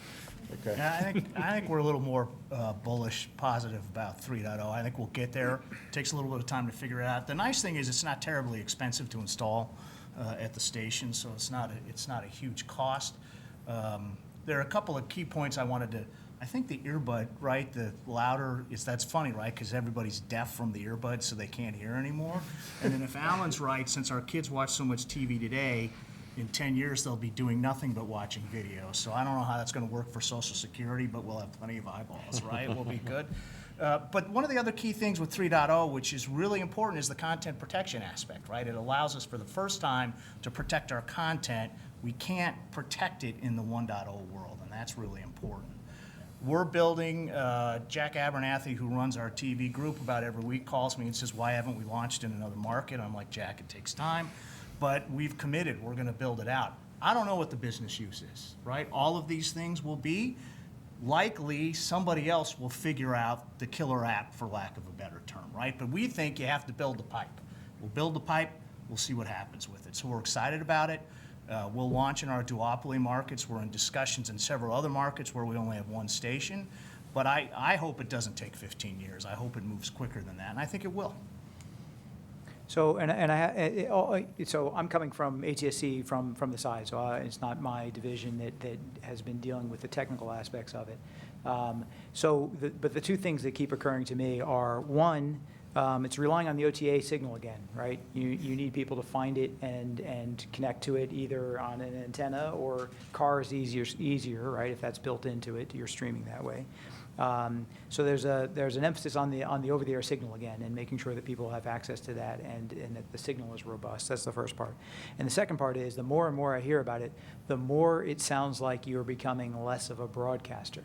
Now, you may still have a broadcasting heart, and that you are providing video product to local communities, but it seems like a lot of the upside here is a potential to do other things which may augment your revenue streams to ensure that broadcasting remains there. But it feels like stations and licensees are looking at the 6 megahertz in a different way than just providing a stream of television. Tell me if that's not right. Just a couple things. So it's also, and we are working with our cable partners. We have a working group in Phoenix with the Phoenix partners, and so we're and for what? How do for they delivery come of some of these the better qualities to our cable viewers. I mean, they're equally as important to us in terms of our total viewership. So the capabilities. They're interested in the high-quality content. They're interested in the audio.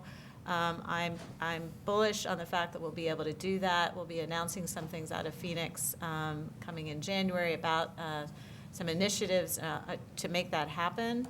And again, you've got to look at sort of the arc of capability. So when digital wireless was launched in 1995 here in Washington, D.C., November 15th, the only thing you could do is make a phone call and leave a voicemail message. And it was cheaper, and that's why consumers went and bought it. All the data capabilities were in that GSM phone. Right. Every single one of the things you do today, texting, just about everything, that tech has not changed that much. You didn't have the innovation or the thought there of what people were going to do with it.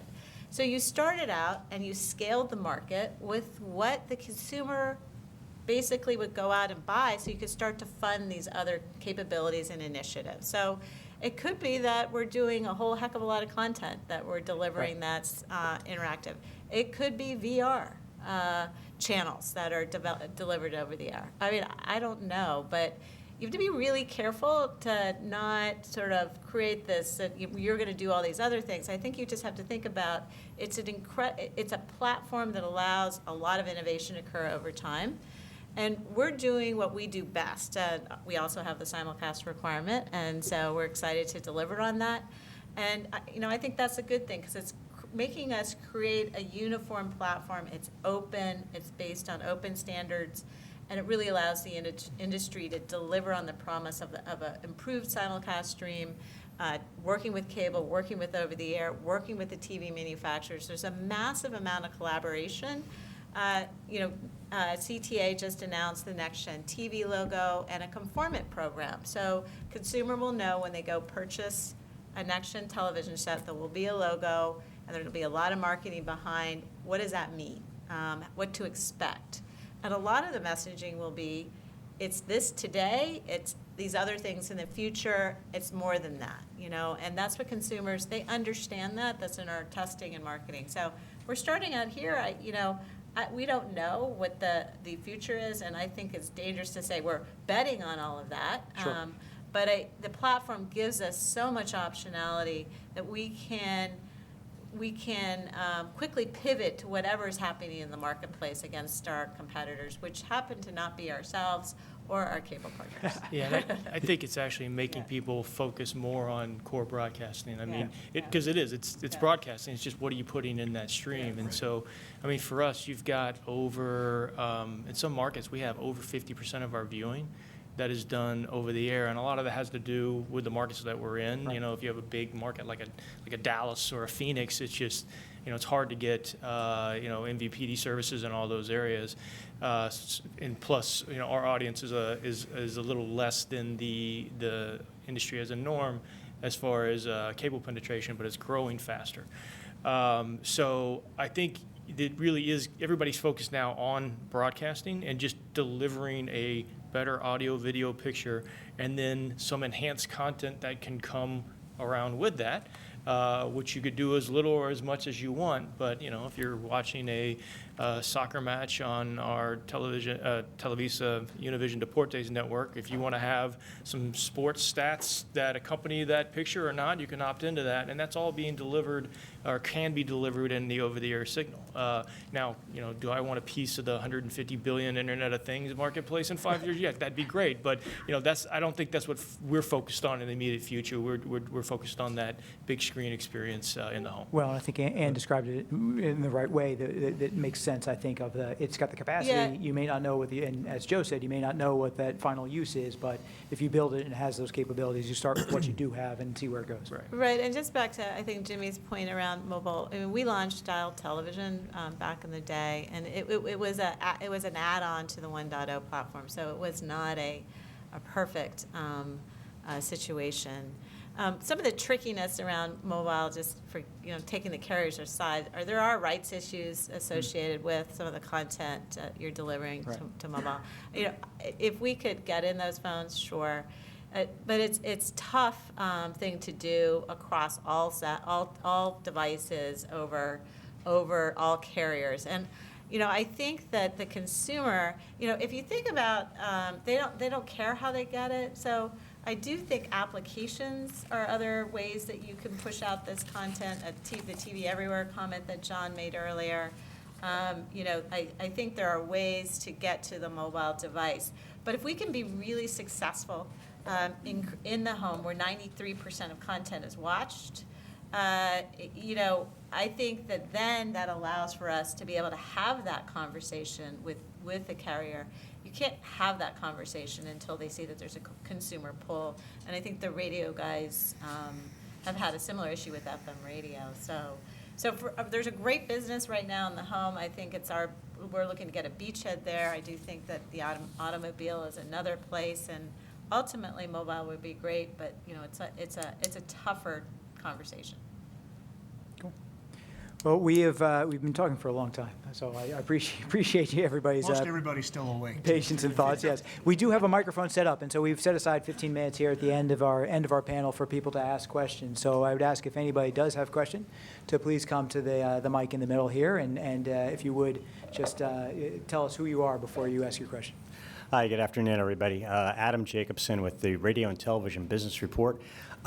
As I cover the radio industry as much as I cover the television industry, one of my concerns about next-gen TV is that it might become the next HD radio. A lot of money spent on something that consumers are not going to be able to consume because it's going to take 8 to 10 years of the voluntary rollout, and by that time we're going to have 5G. And with connected television, a lot of consumers might just say, well, why do I need to buy a new TV for this new great signal when I can just go and stream it? Wondering what sort of response you have to that. So I can tell you the major set manufacturers are moving out with product in 2020. It's a very different proposition than HD radio. I mean, I think there's lessons we obviously have learned from HD radio, but there's capabilities we just simply can't enable. And there is a desire by consumers for this higher level video content. So there's a much more delineated experience they have in terms of the video itself, and that's really around HDR. So you've got the sports league started to produce in it. You're probably going to have rights come out in that in 2022, 2023. So in all of our testing with consumers, that they have a real desire. Set manufacturers want to move more sets. It's not that costly to add that second piece of infrastructure or chipset into the TV set. Korea's launched 2 years. It's 100% penetrated. You can't buy ATSC. You cannot buy an ATSC television set that isn't enabled with AT. You just can't buy a TV that isn't 3.0, I guess is my point. So from a manufacturing art for set manufacturers, once they put it in, it's more expensive for them not to put it in. And they're creating modules, just like in your cell phone, that has all flavors of television tech in them. So DVB, you know, ATSC 1, ATSC 3. So it's going to be available. You know, the tricky part for us is enabling the spectrum to launch in the markets and the content itself that we're going to bring to the marketplace. And I do think there's a natural marketplace movement to have that occur. Consumers want the experience. To them, it's just another TV set that has more capabilities in it. So it's not the same as trying to get the auto industry to put this in. So, you know, I don't know if I completely covered with you. I'm pretty bullish on the fact that we'll be able to scale. And what happens is, if you think about Wi-Fi in a TV set, 7 years ago, 1 or 2 models. Now you can't buy a set that's not connected. Similarly, we predict in about 5 to 7 years, you can't buy a set on TV that's not ATSC 3.0 enabled. So we'll be receiving our signal going into the TV set. The other, you know, there are business issues, business model issues, you know, working with the set manufacturers on considerations around things that we would like to see happen. But from the consumer's perspective, it's going to bring a higher value, better viewing experience to them. And our testing shows that they're willing to go out and buy a new set. And actually, the turnover on sets is now down from 7 years to 5 years, according to CTA. So consumers are buying more sets than they have before, and they're turning them over more quickly. Also, the last sets in the last 5 to 7 years, you can buy a dongle to convert the set to ATSC 3. I want to clarify also, when I said 15 years before, that's because of the 7 to 8 year transition, and then 4 to 5 year spotlight stations or lighthouse stations to keep the ATSC 1.0 going. So that was actually not a disparaging comment about ATSC 3.0. I'm very bullish on it. I think scale takes a while. Like, took the iPhone 8 years to scale, took DVDs 15 years to scale. We think we're going to get 7 years to scale, and that's, of course, if we deliver on the contents available out there. That I know the stations will be operating. We're working on the top 40 right now, and it's all these companies sitting here, and the massive amount of collaboration that's happening on a market-to-market basis. I've never seen anything like this, and then we sit there and let the market scale. And back to Joe's point. Really, really inexpensive for us to do this. It's not that expensive to do because it's shared infrastructure. A lot of it is software upgrades in terms of the transmission equipment that was already installed from the repack. So there's these sort of perfect storm things that have happened in the marketplace that make it a different proposition than HD radio. Yeah, I was going to say too, you can absolutely create a doomsday scenario. I think back to, 2009, the analog to digital transition, and people were like, well, that's the end of over-the-air television, right? Because who on earth is going to bother to actually go buy a converter box? And then, lo and behold, everybody converted. And all we've done is see over the past several years over-the-air connected, antenna connected over-the-air sets grow and grow and grow. So, I just look at it as it's a fragmented world now. It will probably always remain a fragmented world. There will be people who will select, to receive 5 years from now over-the-air next-gen TV via an antenna. There'll be other people who won't. Maybe some people will choose over 5G. We just don't. I think the realistic view is that consumers are going to kind of pick their distribution mechanism that they want. More optionality makes it harder for us, but it's a reality that we play in, and so we have to compete and make sure we deliver good service and good content, and hopefully that will ultimately win the day. I will say though, Jimmy is right. As a guy who, John and I have to execute some of these things. This is not going to be easy. We're all bullish. We'll all get it done and roll up our sleeves, but the lack of spectrum, sort of this forced channel sharing, the way that it's voluntary, no tuner mandate in sets, that's going to make this a lot harder than it could have been. I just think you have to look at those facts, and you can't just dodge the fact that it's going to be much more challenging than any other transition I think the industry has gone through. Okay, and just back to 5G with my sort of wireless hat on. That's a long arc too. The carriers are focusing on B2B largely for 5G initially. They all have different programs. There's different flavors of 5G, whether you're building in the lower band versus the upper band. I mean, that's a long way. I mean, I think it's a long way off, notwithstanding all the hoopla around 5G.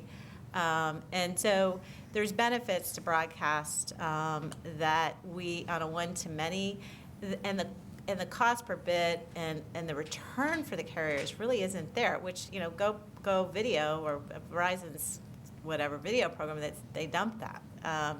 So, don't get me wrong, I think there's going to be partnerships. We'd love to distribute over their platform. So you're going to see all kinds of interesting ways. Our goal is to get our content out to our viewers over any platform we can. ATSC 3.0 is the platform that we'll be distributing over from a broadcast transmission perspective, but that doesn't preclude us from sending that same content or capabilities into cable, or partnering with satellite, or partnering with 5G.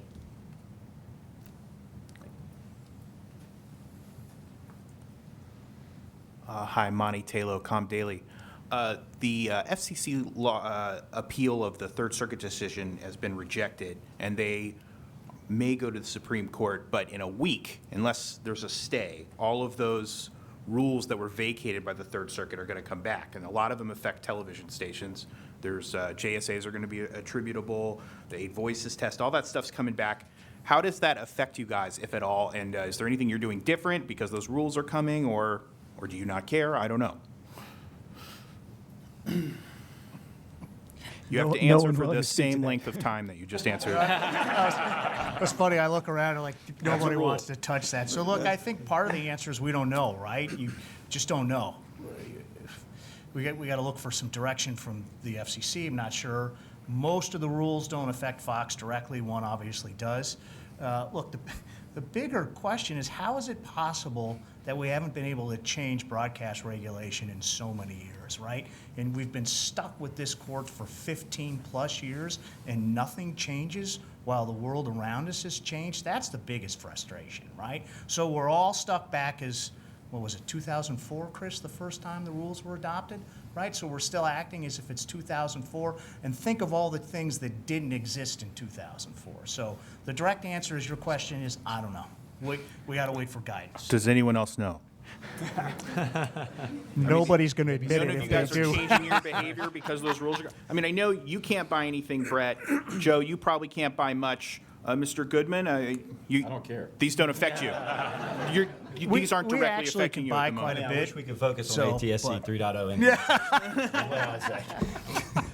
Okay. I wish that's all we focused on. All right, I guess I got my answer. Yeah, I think Joe said it. I mean, it's a little bit of a wait and see right now. Fair enough. Awesome. Excuse me. Thank you guys very much. We really appreciate this. And I should have also mentioned at the top that we're streaming this live in case you in case you were not aware of that. And so we know we've got a number of people also watching either upstairs in the building or elsewhere remotely. So so on behalf of them and for everybody in the room, we really appreciate your time and for everybody coming. For me, this is great because, like I said, we read a lot about stuff, but to just spitball about random questions and to get direct feedback from you all without a specific bent necessarily. We got very close on 3.0, but obviously we were from a much higher level and covering a lot of topics. So I really appreciate your time today, and if everybody give you a round of applause. Thank you very much. Oh, that's right. And sorry, and Sarah Whitesill from the Media Bureau front office has a few remarks just to close this out. Right, I'll just be 1 minute, but I just want to echo Brendan's thought about how rare it is that we get the opportunity to hear from a group of panelists with such different experiences and diverse perspectives, and that's been a lot of fun for all of us. And I speak for us in the room and all those who are watching in their offices and online, that we really thank you for taking the time this busy week before Thanksgiving to come in. And I'd also be remiss if I didn't thank our core team in the Media Bureau who put today together, and that's Brendan Holland and Radhika Carmarker, Ty Bream, Julie Salavara, and on the administrative end, couldn't have done it without Brenda Lewis, Vanessa LeMay, others from our front office, Brittany, who pitched in to make this happen today. So thanks so much.